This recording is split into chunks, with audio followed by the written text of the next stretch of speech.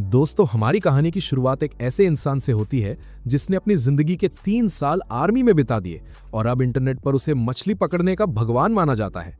पर यहाँ सबसे बड़ा जोक ये है कि वो मछलियों के लिए कांटे में चारा नहीं, बल्कि सीधा अपनी किस्मत और जान दांव पर लगाता है। आप यकीन नहीं करोगे, पर उसके कांटे से मछली की जगह ऐसी ऐसी खतरनाक चीजें बाहर आती हैं जिन्हें देखकर किसी भी आम इंसान का सिस्टम पूरी तरह से हैंग हो जाए। कभी इंसानों के बचे हुए अंश से भरे भारी सूटकेस, तो कभी बिना फटे हुए खतरनाक बॉम्ब, और एक बार तो उसने अकेले ही पूरी की पूरी सबमरीन पानी से निकाल दी थी। उसका प्लॉट आर्मर इतना खतरनाक और अजीब है कि एक बार उसने पानी के अंदर छिपा हुआ इलीगल जाल फंसा लिया और बेईमान मालिक को सीधा जेल भेजकर उसकी पेटी बना दी।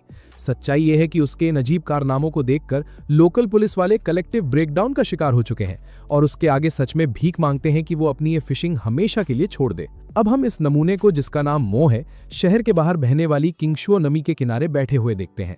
दोपहर की कड़क धूप किसी जालिम सौतेली मां की तरह चुभने वाली और तेज है, जिसकी वजह से मो पूरी तरह पसीने में भीग चुका है, पर उसका फ्लोट पानी पर जिद्दी बनकर बिल्कुल ठहरा हुआ है। क्रिंज की बात तो यह है कि बिना मछली पकड़े वो वहां बैठा हीट स्ट्रोक का शिकार होने वाला है। जैसे ही गर्मी से उसका टिकट कटने वाला होता है, अचानक उस फ्लोट में एक बड़ी हलचल होती है। एक भयंकर खुशी के झटके के साथ मुंह अपने रॉड को जोर से पकड़ता है और पूरी ताकत से ऊपर की ओर खींचता है, लेकिन यहां उसकी ओवरपावर्ड ताकत बिल्कुल काम नहीं आती, क्योंकि रॉड अपनी जगह से 1 इंच नहीं हिलती और पानी के अंदर से एक विशाल ताकत उसको पीछे की तरफ खींचती है।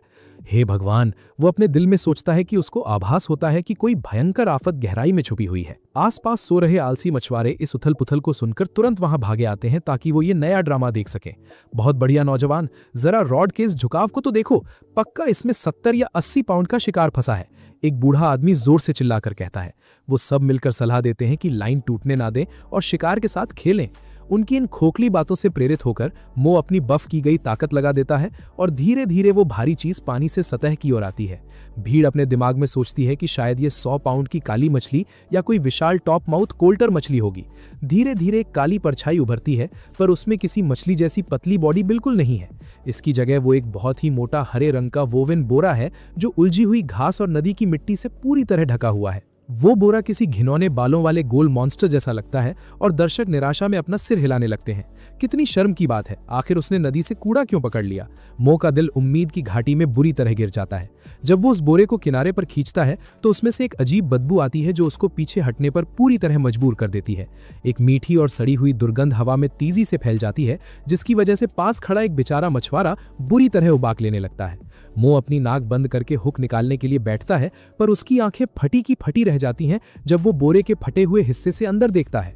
बैग के अंदर से एक पैर का अंगूठा बाहर निकल रहा होता है, जिस पर चमकती हुई लाल रंग की नेल पॉलिश लगी होती है, जिसे देखकर उसके दिमाग में ऐसी बिजली कौंधती है कि वो जमीन पर गिर पड़ता है और हिल नहीं पाता। एक बूढ़ा आदमी जो बिना वजह खुशी से पागल हो रहा था, कैच को करीब से देखने आगे बढ़ता है, पर अगले ही सेकंड उसकी आवाज रुक जाती है और एक डरावनी चीख गूंज उठती है।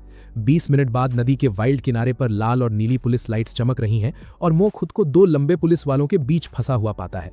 उसे हथकड़ी तो नहीं लगी है, पर सच कहूं तो उसकी रखवाली बिल्कुल किसी खतरनाक अपराधी जैसी ही हो रही है।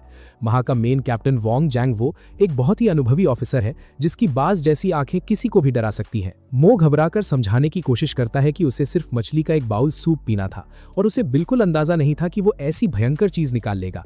जैंग वो एक बार मो की खाली बाल्टी देखता है और फिर जमीन पर पड़े उस वोवेन बोरे की तरफ इशारा करता है। वो सख्ती से कहता है कि आज तुम्हारे मेन्यू से मछली का सूप हट चुका है और अब समय आ गया है पुलिस स्टेशन चलकर एक लंबा वार्तालाप करने का। इंटरोगेशन रूम के अंदर मो एक डिस्पोजेबल पेपर कप पकड़े ध्यान में खोया हुआ है, जबकि जैंग वो सख्ती से केस फाइल पलट रहा है। फॉरेंसिक रिपोर्ट वहां कंफर्म करती है कि उस बैग के अंदर सच में इंसानी अंश है और टिश्यू पूरी तरह से गल चुका है। सिर्फ हड्डियां और एडिपोसर बची हैं, जिससे साफ पता चलता है कि इस व्यक्ति का टिकट कटे हुए कम से कम 2 साल हो चुके हैं। ये समझते हुए कि इस सब में इस बेचारे लड़के का कोई हाथ नहीं है, जैंग वो फाइनली फाइल बंद करता है और अपनी आवाज थोड़ी नरम कर लेता है। वो मो को कहता है कि परेशान होना बंद करे, क्योंकि उनकी इन्वेस्टिगेशन से साबित हो गया है कि वो सिर्फ एक आम मछुआरा है जिसकी किस्मत का सिस्टम सच में बुरी तरह से हैंग हो चुका है। फिर थोड़ा मजाक बनाते हुए वो पूछता है कि क्या मो को अभी भी सूप की भूख बची है।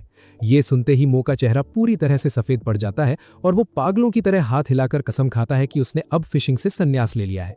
असल में वो आने वाली सारी जिंदगी के लिए इस मनहूस शौक को छोड़ चुका है। पेपर वर्क पूरा करने के बाद हम मो को अपने सारे सामान के साथ स्टेशन के दरवाजे से बाहर आते देखते हैं, जो आखिरकार पूरी तरह से आजाद हो चुका है।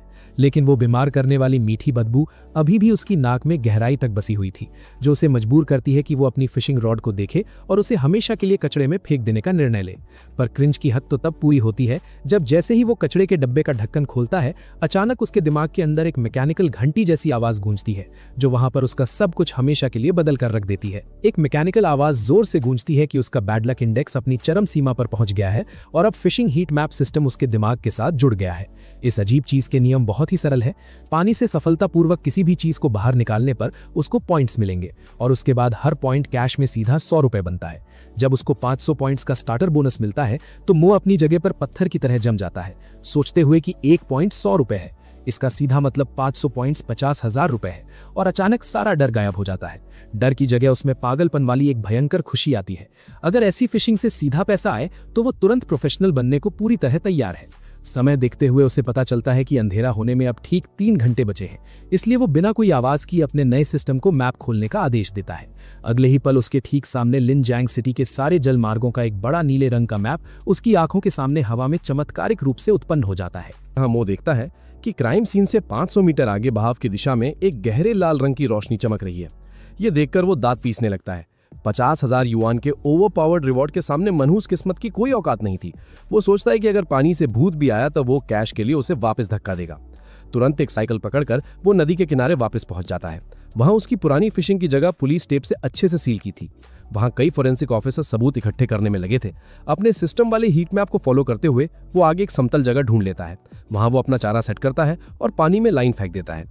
रॉड को गए मुश्किल से 10 मिनट हुए थे कि अचानक फ्लोट तेजी से हिलने लगता है और धीरे धीरे डूबने लगता है। ये एकदम क्लासिक मछली का बाइट था। अंदर ही अंदर वो खुशी से झूम उठता है, ये सोचकर कि इस बार पक्का कोई वाइल्ड क्रिश्चियन कार्प मछली बड़े आराम से वहां पर फंसी ही है। वो सही वक्त का इंतजार करता है और फिर झटके से रॉड को ऊपर खींचता है, पर उसे जानी पहचानी भारी रुकावट महसूस होती है। उस आत्मा निचोड़ने वाले वजन से उसके चेहरे की मुस्कान जम जाती है। अपने प्लॉट आर्मर पर रोता हुआ वो सावधानी से लाइन खींचने लगता है। जैसे ही वो चीज पानी के करीब आती है तो उसे छुपाने के लिए कोई बैग नहीं था, बल्कि सिर्फ फटे कपड़ों के पुराने टुकड़े थे। वो कपड़े एक सफेद हड्डी के चारों तरफ लिपटे थे, जिसका स्ट्रक्चर साफ इंसानी जांग की हड्डी जैसा ही लग रहा था। उस हड्डी पर बने निशान देखकर लग रहा था कि यह प्राकृतिक घटना नहीं थी और मो की उम्मीद दम तोड़ देती है। उसके पैरों से सिर तक ठंडी लहर दौड़ जाती है। वो सोचता है कि क्या उसने कब्रिस्तान ढूंढ लिया है। कांपते हाथों से वो फोन निकालता है। कैप्टन वोंग, आपकी ड्यूटी खत्म नहीं हुई ना?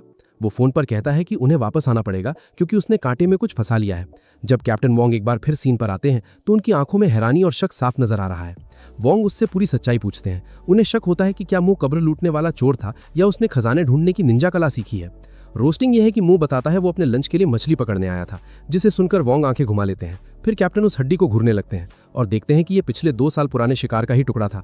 ये कोल्ड केस से पूरी तरह मैच करता था और नई हड्डी उसी बदनसीब की है जिसका सिस्टम किसी ने पूरी तरह हैंग कर दिया था।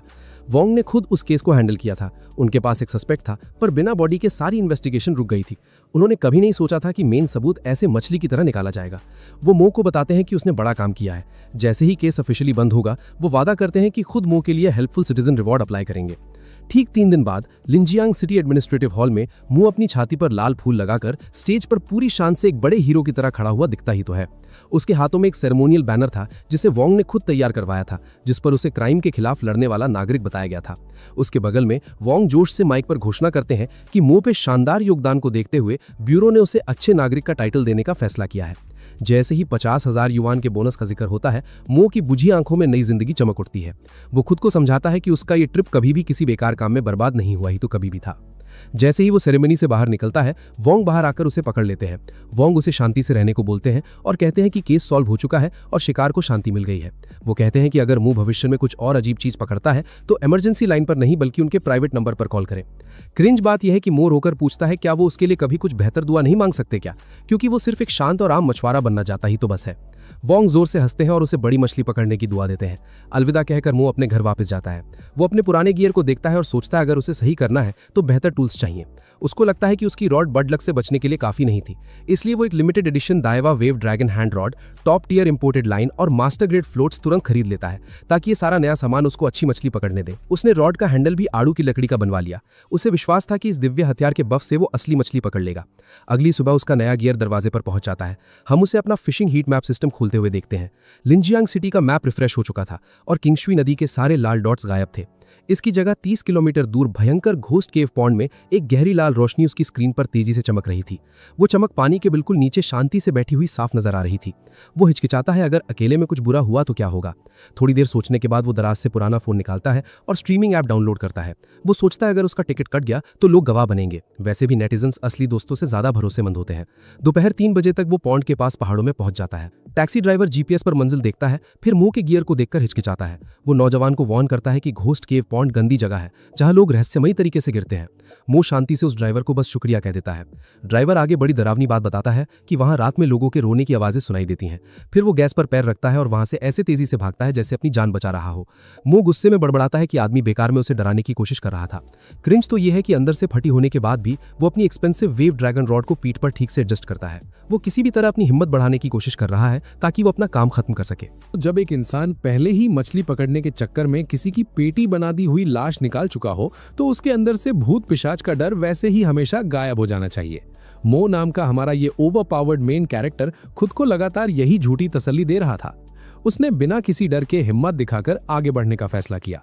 पूरा 10 मिनट का थका देने वाला लंबा और मुश्किल रास्ता तय करने के बाद वो आखिरकार उस सटीक जगह पर पहुंच ही गया जहां उसके सिस्टम का लाल बिंदु लगातार चमक रहा था। ये एक बिल्कुल सुनसान, अजीब और डरावनी पहाड़ी इलाके के बीचों बीच छुपी हुई एक रहस्यमयी झील थी। झील का पानी इतना गहरा और हरे रंग का था कि किसी का भी आसानी से टिकट कट गया हो ऐसा लग रहा था। ये डरावना मंजर सच में किसी भी आम इंसान की दिल की धड़कन रोक देने वाला था। मो ने अचानक डर के मारे अपना थूक निगला। कहाँ तो वो इतना बड़ा हीरो बन रहा था और कहाँ झील देखकर ही उसकी हवा टाइट हो गई। खैर, उसने हिम्मत करके आगे बढ़ते हुए एक सपाट और बड़ी चट्टान ढूंढी जहां वो आराम से अपने भारी भरकम झोले रख सके और अपनी लाइव स्ट्रीमिंग के सारे महंगे उपकरण सेट करने में पूरी तरह से जुट गया। सच्चाई तो ये थी कि उसकी शुरुआत बिल्कुल ठंडी और पकाऊ थी, क्योंकि वो इस फील्ड में बिल्कुल नया स्ट्रीमर था। उसके आभासी कमरे में एक भी दर्शक मौजूद नहीं था। पूरा चैट रूम बिल्कुल खाली और शांत पड़ा था। पर हैरानी की बात यह थी कि उसको इस बात की बिल्कुल कोई जल्दी नहीं थी। उसने एक प्रोफेशनल मछुआरे की तरह पूरी सफाई से अपना महंगा चारा तैयार किया और अपने फ्लोट को ठीक जगह पर बहुत ध्यान से एडजस्ट किया। एक खास चम्मच निकालकर उसने मक्के के दाने एक एक करके उस डरावने पानी में फेंकने शुरू किए। उसका हर एक कदम इतना नपातुला था जैसे उसको आगे जाकर कोई बहुत बड़ा बफ मिलने वाला हो।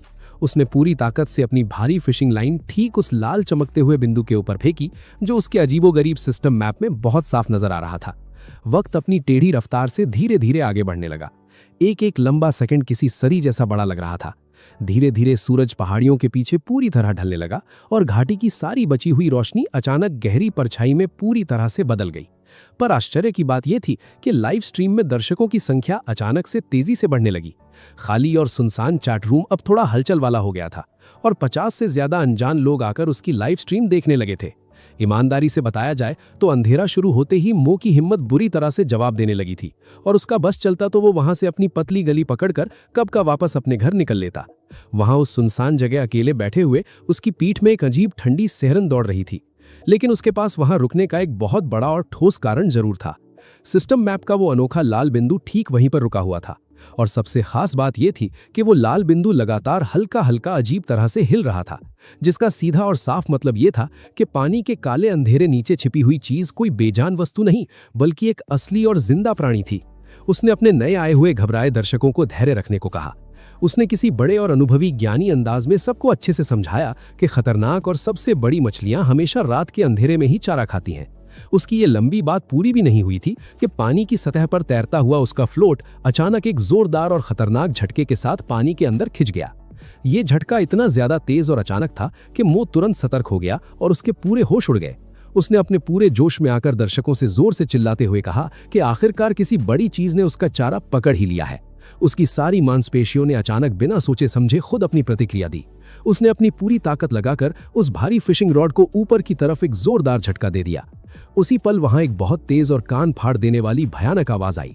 उस फिशिंग लाइन के पानी को अचानक चीरने की आवाज इतनी ज्यादा भयानक और डरावनी थी कि किसी का भी आसानी से डर के मारे पूरा सिस्टम हैंग कर दिया जाए। उस आवाज में एक अजीब सी चुभने वाली मेटल जैसी झंझनाहट साफ सुनाई दे रही थी। उसकी बेहद महंगी और अनोखी वेव ड्रैगन रॉड एक ही पल में खिंचे हुए पूरे आधे चांद के आकार में पूरी तरह से मुड़ गई। उस रॉड के अगले हिस्से से एक ऐसी खतरनाक एबिलिटी या ताकत उभरी जिसे आम शब्दों में बयान करना बिल्कुल नामुमकिन था। उस जादुई ताकत ने उसे आगे की तरफ इतना जोरदार खींचा कि वो बेचारा मुंह के बल उस डरावने और गहरे तालाब में गिरते गिरते बाल बाल बचा। उसी एग्जैक्ट आखिरी सेकंड में उसकी लाइव स्ट्रीम का चैट बॉक्स अचानक सारे लोगों के खतरनाक एक्साइटमेंट से बुरी तरह से फट पड़ा। लेकिन इस बेहद नाजुक वक्त पर मो की दिमागी हालत बिल्कुल ऐसी नहीं थी कि वो उन फालतू कमेंट्स पर थोड़ा सा भी ध्यान दे सके। उसका पूरा ध्यान सिर्फ और सिर्फ अपनी जान बचाने और किसी तरह उस रॉड को पकड़े रखने पर था। उसने अपने दोनों हाथों से उस भारी रॉड को पूरी मजबूती से जकड़ लिया। पिछले हिस्से को पेट पर टिकाकर खुद को जमीन पर अच्छे से संभाला। पूरा जोर लगाने से उसका थका चेहरा बिल्कुल लाल हो चुका था। उसके मुंह से एक जोरदार चीख निकल गई और उसने अपना भारी वजन पीछे की तरफ पूरी ताकत से झोंक दिया। जैसे जैसे उसने अपनी ताकत और बढ़ाई, पानी की सतह अचानक फट गई। पानी से बाहर निकलने वाली वो चीज किसी मछली का सर बिल्कुल नहीं था, बल्कि वो एक स्लेटी रंग का बड़ा सा धातु का पंख था। 1 मीटर लंबा स्लेटी ऑब्जेक्ट तैरा, जो बिल्कुल किसी छोटे फाइटर जेट की तरह लग रहा था, लेकिन उसमें कोई कॉकपिट नहीं था। पूंछ में प्रोपल्शन प्रोपेलर साफ दिख रहा था। दर्शक और वो खुद पूरी तरह हैरान थे। मो ने बची हुई ताकत से उस भारी चीज को चट्टानों पर खींच लिया और हांफते हुए गिर पड़ा। पंख पर निशान दिखा रहे थे कि ये क्रैश हुआ था। उसके पेट पर एक काला इंजीनियरिंग बॉक्स जुड़ा हुआ था जो सिक्योरिटी टेप से मजबूती से सील था। लाइव चैट बॉक्स खोलने को बोल रहा था, पर प्लॉट आर्मर वाला हमारा हीरो समझ गया कि अथॉरिटीज पर भरोसा करना बेहतर है। उसने तुरंत जेल जाने के डर से वैंग जियांगुओ को फोन किया। म्यूनिसिपल ब्यूरो के अंदर वांग जियांगुओ अपना दिन भर का सारा पेपर वाला काम खत्म करके आराम करने ही वाला था। उसने सोचा कि थोड़ी देर नींद का मजा लिया जाए, पर तभी अचानक उसके फोन की घंटी जोर से बजने लगी। उसने कॉलर आईडी की तरफ देखा और उसका चेहरा पल भर में बदल गया। ये फोन कॉल किसी और का नहीं बल्कि उसी कॉप्स फाइंडर मो का था। जियांगुओ जो सपने देखने की तैयारी कर रहा था, वो सीधा बिस्तर से उछल पड़ा। मो की सारी बातें ध्यान से सुनने के बाद उसने तुरंत अपने कपड़े पहने और एक सख्त आवाज में ऑर्डर दिया। उसने मो को साफ शब्दों में चेतावनी दी कि उस बक्से को हाथ मत लगाना और अपना स्ट्रीम बंद करके वहीं इंतजार करना। 40 मिनट का समय बीत जाने के बाद आखिरकार उस खामोश घाटी की शांति भंग हुई। पुलिस की गाड़ियों की सायरन की तेज आवाज ने पूरे इलाके को हिला दिया और सारी गाड़ियां सड़क के किनारे रुक गईं। जियांगुओ अपने जवान ऑफिसर्स के साथ तेजी से दौड़ता हुआ वहां पहुंच गया। वहां किनारे पर आकर जब उन्होंने उस चीज को देखा तो हर इंसान की सांस अटक गई। जमीन पर एक ग्रे रंग का ड्रोन पड़ा हुआ था जो 1 मीटर से लंबा था। ये कोई बच्चों का खिलौना नहीं, बल्कि एक टी सीरीज इंडस्ट्रियल फ्रेम था जिसे लंबी दूरी की उड़ान भरने के लिए बड़ी बैटरी और मोटर्स के साथ मॉडिफाई किया गया था। ये एक स्पेशल इक्विपमेंट था। अब रोस्टिंग तो बनती है, क्योंकि एक आम मछुआरा शांति से मछली पकड़ने गया था और उसने एक जायंट ड्रोन निकाल लिया। क्या गजब का प्लॉट आर्मर चल जाए इस लड़के का। जियांगुओ ने तुरंत ऑर्डर दिया कि इलाके को सील कर दिया जाए ताकि फोरेंसिक्स टीम तक कोई छेड़छाड़ ना हो। वांग जियांगुओ खुद एक बड़ा ड्रोन एंथुसियास्ट था और उसने इस विशालकाय मशीन का मॉडल एक नजर में पहचान लिया। टेक्निकल टीम तुरंत आगे आई और उन्होंने फ्रेम के साथ जुड़े काले बक्से की सावधानी से जांच की ताकि एक्सप्लोजिव्स का पता चल सके। जब बक्से की सील तोड़ी गई और ढक्कन खोला गया तब सबने देखा। मो ने अपनी गर्दन लंबी करके झांकने की कोशिश की और जो उसने देखा उससे उसकी आंखें फटी रह गईं। टेक डिपार्टमेंट के ऑफिसर ली ने घुटनों के बल बैठकर एक टुकड़े को उठाया और बताया कि ये चीज सोने से कहीं ज्यादा कीमती है। वो एक माइक्रोचिप थी। ये आम चिप नहीं बल्कि हाई एंड चिप्स थीं जिन पर अभी मार्केट में सख्त कंट्रोल लगा हुआ था। सिर्फ उस एक बक्से की कीमत कम से कम $1 मिलियन थी। वांग जियांगुओ के माथे पर शिकन आ गई। उसे शक होने लगा था कि ये किसी स्मगलिंग ऑपरेशन का हिस्सा है। उसने हाल ही में इस इलाके में ऐसी गैर कानूनी गतिविधियों की अफवाहें सुनी थीं। ऐसा लग रहा था कि एक स्मगलिंग रिंग इन सुनसान पहाड़ी रस्तों के जरिए बॉर्डर के पार गैर कानूनी सामान भेजने के लिए इन हाईटेक ड्रोन्स का इस्तेमाल कर रही थी। उसने कभी सपने में नहीं सोचा था कि एक ड्रोन क्रैश होकर इस रिजर्वायर में गिरेगा और कोई उसे बाहर निकाल लेगा। उसने घूमकर मो की तरफ एक जांच परख वाली नजर डाली। उसके देखने के तरीके में हैरानी और शक दोनों साफ झलक रहे थे। जियांगुओ सोच रहा था कि क्या इस नौजवान का क्रिमिनल अंडरवर्ल्ड में कोई खुफिया इन्फॉर्मेंट है। उसने सीधे शब्दों में पूछा कि आखिर मो हमेशा एक बड़े क्राइम सीन को कैसे ढूंढ निकालता है। पर मो ने सफाई में कहा कि वो तो सिर्फ एक आम सी मछली पकड़ना चाहता था। उसे अंदाजा नहीं था कि पानी के अंदर ये कचरा पड़ा है। सच कहा जाए तो उसे ड्रोन के बजाय 100 पाउंड की ब्लैक कार्प मछली ज्यादा पसंद आती। यहाँ सच में इस भाई का सिस्टम गजब का ओवरपावर्ड है जो इसको हमेशा ऐसी सिचुएशंस में डाल देता है। वांग जियांगुओ ने सिर हिलाया और एक गहरी सांस लेते हुए अपने आदमियों को इशारा किया। उसने फैसला किया कि अब किनारे पर काम खत्म करने का समय आ गया है। उसने सारे सबूतों को स्टेशन ले जाने का ऑर्डर दिया और मो को बताया कि उसे उनके साथ स्टेशन चलना पड़ेगा। मो तुरंत मान गया, पर उसने मजाक में कैप्टन से पूछा कि क्या इस बार उसे पुलिस गाड़ी के आगे वाली सीट मिल सकती है। और इस तरह भले ही उस शाम उसकी स्ट्रीम अचानक बीच में कट गई थी, पर कहानी अभी खत्म नहीं हुई थी। एक बूढ़े मछुआरे के हाईटेक ड्रोन पकड़ने के छोटे क्लिप्स पूरे इंटरनेट पर जंगल की आग की तरह तेजी से फैलने लगे थे। अगले ही दिन मो लिंगजियांग सिटी में एक लोकल सेलिब्रिटी बन चुका था। हालांकि केस की बारीकियां खुफिया रखी गई थी। एक पब्लिक नोटिस जारी किया गया जिसमें स्मगलिंग केस सुलझाने के लिए मो की तारीफ की गई थी।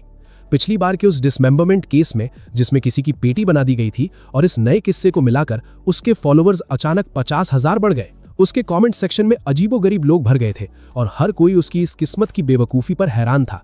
बुरा लग रहा है उन लोगों के लिए जो सोच रहे हैं कि ये बंदा नॉर्मल है। जाहिर सी बात है, प्रसिद्धि के साथ इनाम मिलना ही था, क्योंकि इसमें बड़ी रकम शामिल थी। इस बार तो बोनस और भी ज्यादा था, जो कि पूरे 1 लाख रुपए थे, और मो अपने बैंक बैलेंस को देखकर खुश था। ठीक उसी पल सिस्टम नोटिफिकेशन आया और उसने अपने पॉइंट्स को एक स्ट्रेंथनिंग एजेंट से एक्सचेंज कर लिया। पिछले दिन ड्रोन से कुश्ती लड़ने के चक्कर में वो थक गया था। वो जानता था कि उसका शरीर ही उसकी ताकत है और उसे इस बफ की जरूरत थी। उसके अंदर एक गर्म धार दौड़ी जिससे लगा कि ताकत का भंडार भर गया है। हालांकि इस प्रोसेस के दौरान पब्लिक में एक शर्मनाक फ्लैटुलेंस हुआ। भाई ने ताकत के लिए ऐसी आवाज निकाल दी कि क्या ही बोले। रिजल्ट बहुत ही शानदार थे। अब उसके पास पैसा और ताकत दोनों थे। उसे पिछले रात की स्ट्रीम के कमेंट्स याद आए जहां लोगों ने उसका मजाक उड़ाया था। उसने इज्जत बचाने के लिए सबसे बड़ा टैंक और सबसे महंगी मछली खरीदने का सोचा। बाजार बड़ा नहीं था और चक्कर लगाने पर भी उसे अच्छा टैंक नहीं मिला। जैसे ही वो निराश होकर जाने वाला था, तभी शांत सिस्टम मैप अचानक चमक उठा। उसके बाईं तरफ 2 मीटर दूर एक छोटी रोशनी दिखी जो लाल नहीं बल्कि सुनहरी थी। मैनुअल में ऐसी गोल्डन चीजों का जिक्र नहीं था, तो जरूर कोई खजाना होगा। वो रुका और मुड़कर एक छोटे स्टॉल की तरफ गया जो टर्टल्स बेचता था। वहां पुराने प्लास्टिक बर्तनों के सिवा कुछ नहीं था। उनके अंदर हर आकार के कछुए रेंग रहे थे, जिन पर एक बूढ़ा आदमी नजर रखे था। पर मुंह का ध्यान बगल के एक गंदे फोम बॉक्स पर टिक गया। उसका सिस्टम मार्कर ठीक वहीं चमक रहा था। उस बॉक्स में मिट्टी से सना एक छोटा कछुआ था जिसकी पीठ पर 3 काली धारियां थीं। मुंह को घूरते देख बूढ़े ने कहा कि वह इसे गांव से लाया है। उसने इसे क्लोज्ड शेल टर्टल बताया और सिर्फ 100 युआन न बेचने को तैयार था। सिर्फ 100 युआन में गोल्डन मार्कर वाली चीज। सच में इस बंदे का प्लॉट आर्मर बेहद अजीब है। उसने बिना वक्त बर्बाद किए उसको तुरंत खरीद लिया।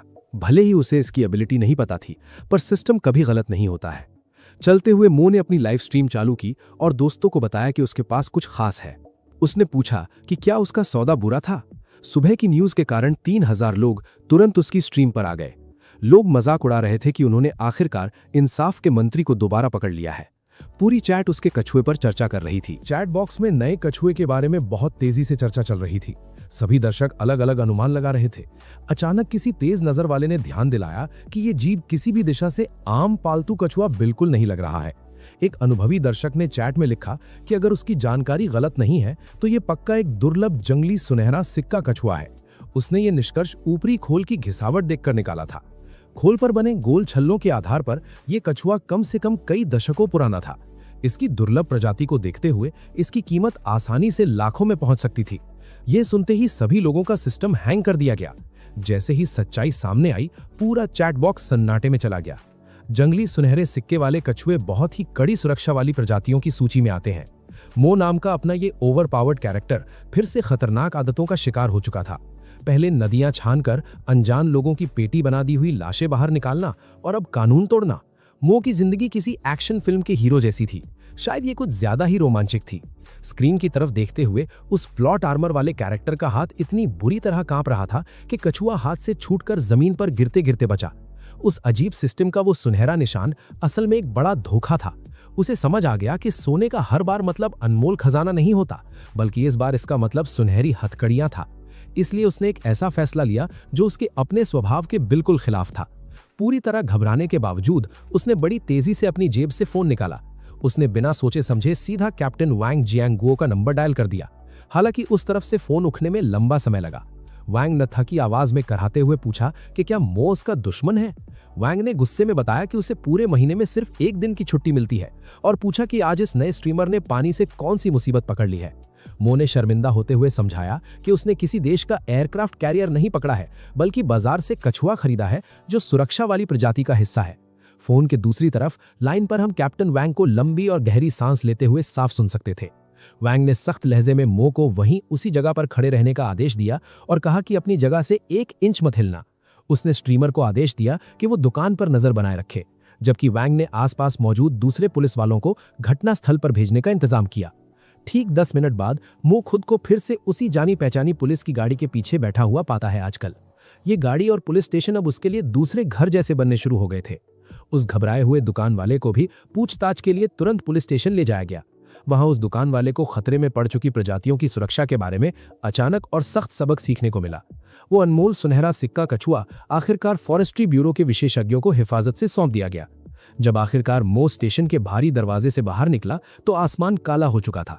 वो खुद को एक बार फिर से लंबा इंतजार करते हुए पाता है। स्टेशन छोड़कर अपने कमरे में पहुंचते पहुंचते अंधेरा हो चुका था और वो दिन भर मछली पकड़ने के मुकाबले ज्यादा थका महसूस कर रहा था। उस सुनहरी रोशनी और अनमोल कछुए से उसने एक छोटा सिक्का भी नहीं कमाया था, बल्कि सच्चाई तो ये थी कि उसका अपना 100 युआन का नुकसान हो चुका था।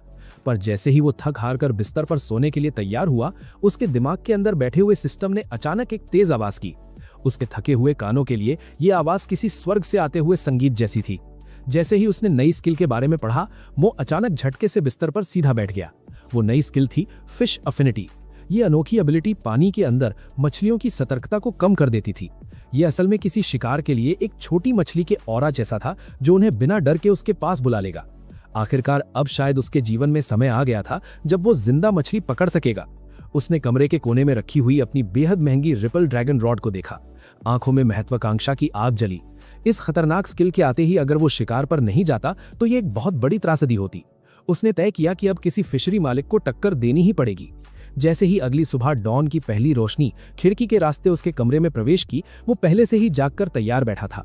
वो अपना सारा भारी सामान उठाने और कोई विशाल चीज पकड़ने के लिए बेचैन था। सुबह 8 बजे हम इस स्ट्रीमर को लिंजियांग शहर के उत्तरी बाहरी इलाके में देखते हैं। ये जगह मशहूर ओल्ड वैंग्स पैराडाइज फिशरी थी हमेशा, जो एक जमाने में एक छोड़ी हुई ईंट की भट्टी का गड्ढा हुआ करता था। इस पुरानी जगह पर कब्जा करके इसे एक गंजे मालिक ने फिशिंग ग्राउंड में बदल दिया था, जिसका नाम झांग दाफू था। वहां का नजारा शानदार और भीड़ भाड़ वाला था, जहां कई शौकीन मछुआरे किनारों पर लाइन बनाकर बैठे थे। जैसे ही मो अपने गियर बैग के साथ मुख्य द्वार से अंदर आया, झांग दाफू तुरंत एक जोर की आवाज के साथ उसका स्वागत करने के लिए आगे बढ़ा। उस गंजे मालिक ने मजाक उड़ाते हुए जोर से इस तरह पूछा कि क्या ये लिंजियांग का वही सबसे बड़ा सेलिब्रिटी नहीं, खुद को न्याय मंत्री बताने वाला। हवा में धुएं का छल्ला उड़ाते हुए झांग ने व्यंग्यात्मक तरीके से पूछा कि क्या वो यहाँ किसी सरकारी निरीक्षण पर आया है या फिर से मछलियां इकट्ठा करने आया है। आंखों में ताने का साफ इशारा देते हुए मालिक ने जोड़ा कि इस युवक को शायद पहले उम्मीदें तय कर लेनी चाहिए। उसने मजाक किया कि उसके तालाब में सिर्फ मछलियां ही मिलती हैं और निश्चित रूप से उस तरह का कोई आपराधिक प्रदर्शन नहीं चल रहा जैसा मो आमतौर पर ढूंढता है। आसपास बैठे सभी नियमित ग्राहक उसकी ये बेकार बातें सुनकर हंसने लगे, लेकिन मो इन सब में बिल्कुल नहीं उलझा। उसने पूरी शांति से मछली पकड़ने का दाम पूछा।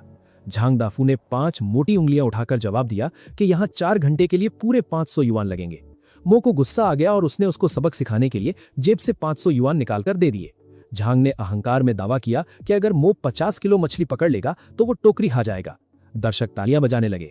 मो अपनी उस पक्की जगह पर आराम से ठीक ठाक बैठ गया, नई स्ट्रीम शुरू की और अपना नया फ्लोट ध्यान से सेट किया।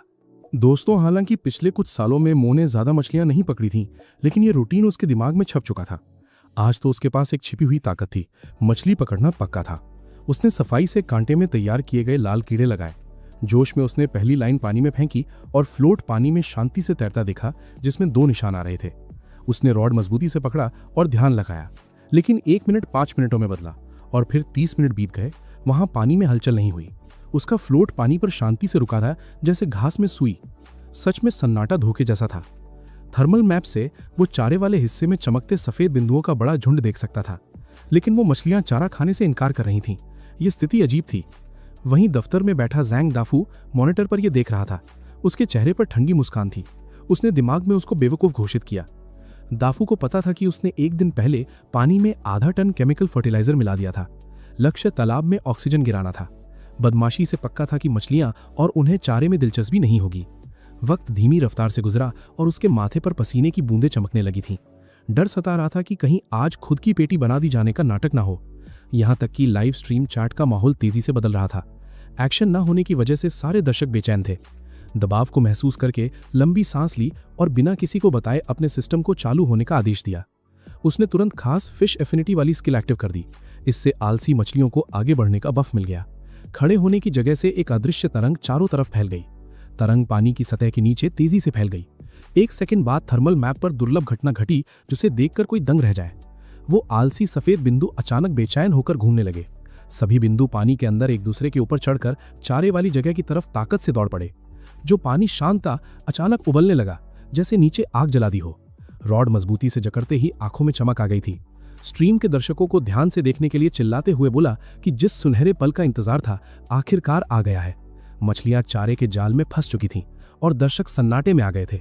वो हैरानी से पूछ रहे थे कि पानी में कौन सी घटिया जादूबेरी चल रही है। किनारे पर लग रहा था जैसे पानी के अंदर बम फट रहे हों। ये नज़ारा शिकार पकड़े जाने का इशारा था, लेकिन स्थिति अनजान दिशा में बढ़ रही थी जिसके बारे में किसी ने नहीं सोचा था। मछलियां वहां सच में आ गई थीं, लेकिन उन्हें चारे को खाने में दिलचस्पी नहीं थी। इसके बजाय ये मछलियां उन पागल फैंस की तरह बर्ताव कर रही थीं जो अपने आइडल से मिलने आए हों।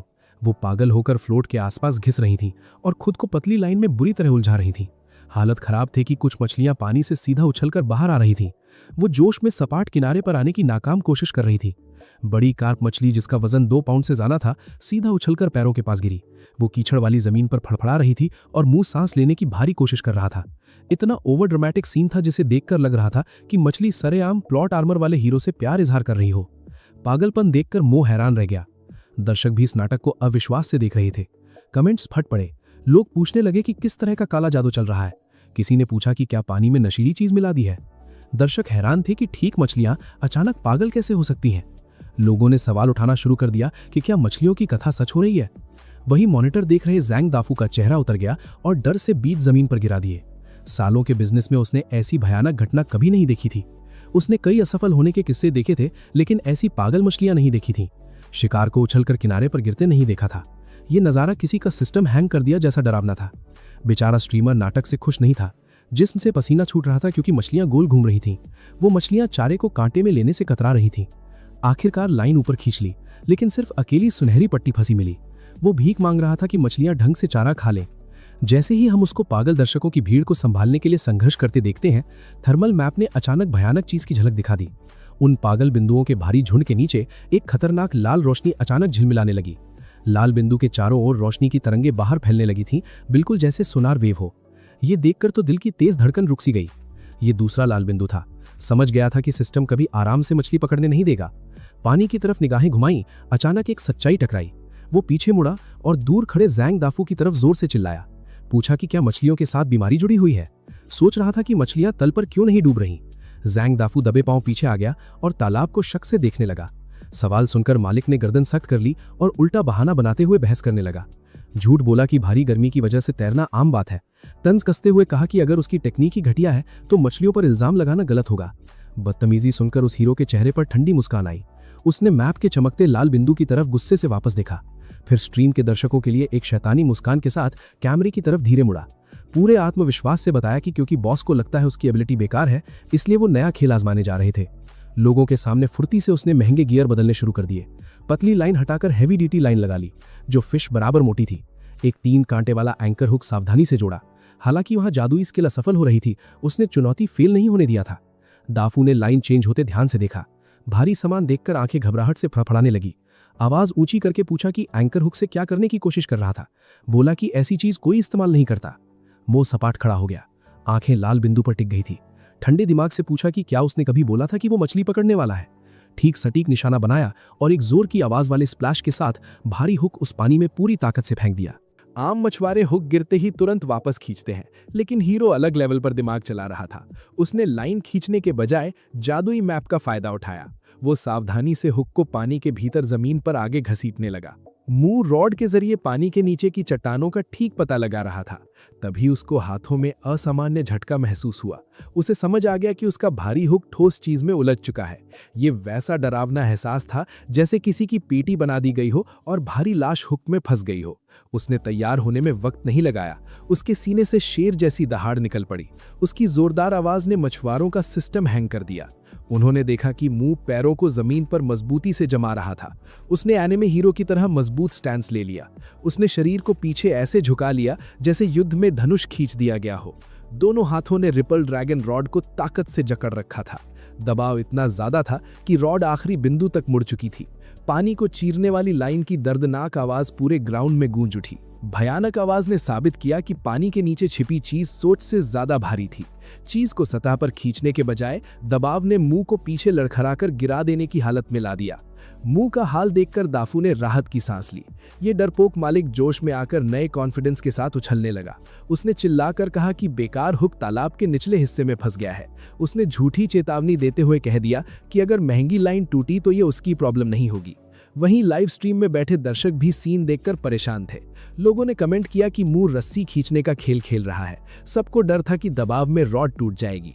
लेकिन तभी सबने स्ट्रीम में देखा कि रॉड का अगला हिस्सा अजीब तरह से फड़फड़ाने लगा था। असल में ये कचरे में फंसा नहीं था, बल्कि मछली की हलचल भी नहीं थी। ये एक हाई फ्रीक्वेंसी वाली झंझनाहट थी। ऐसा लग रहा था जैसे पानी की गहराई में किसी ने इलेक्ट्रिक मोटर चला दी हो।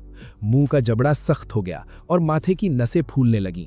उसका शरीर, जो खास बफ जैसी एबिलिटी के इस्तेमाल से ताकतवर हो चुका था, असीम ऊर्जा से भर गया। ताकत के आखिरी विस्फोट के साथ उसने चीज को ऊपर आने की दहाड़ लगाई। तभी गंदे पानी का विशाल गुब्बार उबलने लगा। हीरो ने गहराई से एक भारी काली चीज जिसे घास ने लपेटा था जबरदस्ती खींची। वो रहस्यमयी चीज एक लंबी केबल से जुड़ी थी जो सीधा मालिक के दफ्तर तक जा रही थी। बिजली की चुभती हुई आवाज सबको सुनाई देने लगी। इस अजीब यंत्र ने पानी में ऐसी बिजली दौड़ाई कि आसपास मौजूद मछलियों का अचानक टिकट कट गया। वो तैरने के बजाय उल्टी होकर सतह पर आ गई। उन्हें बुरी तरह से पैक कर दिया गया था। ये धोखा देखकर भीड़ ने गुस्से में बॉस जैंग से जवाब मांगा। दाफू का चेहरा डर से सफेद पड़ गया और वो जल्दी से पावर कॉर्ड निकालने लपका। इमू अपने पांव से उस अजीब सी मशीन को जोर से दबा देता है। वहां खड़ी भीड़ बिल्कुल शांत थी और इमू आराम से सबको समझाता है कि अगर उसका दिमाग सही चल रहा है तो ये कोई मामूली चीज नहीं, बल्कि एक high frequency ultrasonic fish repeller है। ये एक इलेक्ट्रॉनिक जाल है जो पानी के अंदर मछलियों का सिस्टम हैंग कर देता है। जैसे ही ये बात वहां खड़े भोले भाले मछुआरों को समझ आती है, उनका गुस्सा आसमान छू लेता है।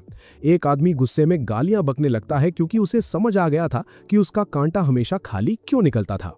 ये सब उस धोखेबाज पॉन्ड ओनर जैंग दाफू की चाल थी।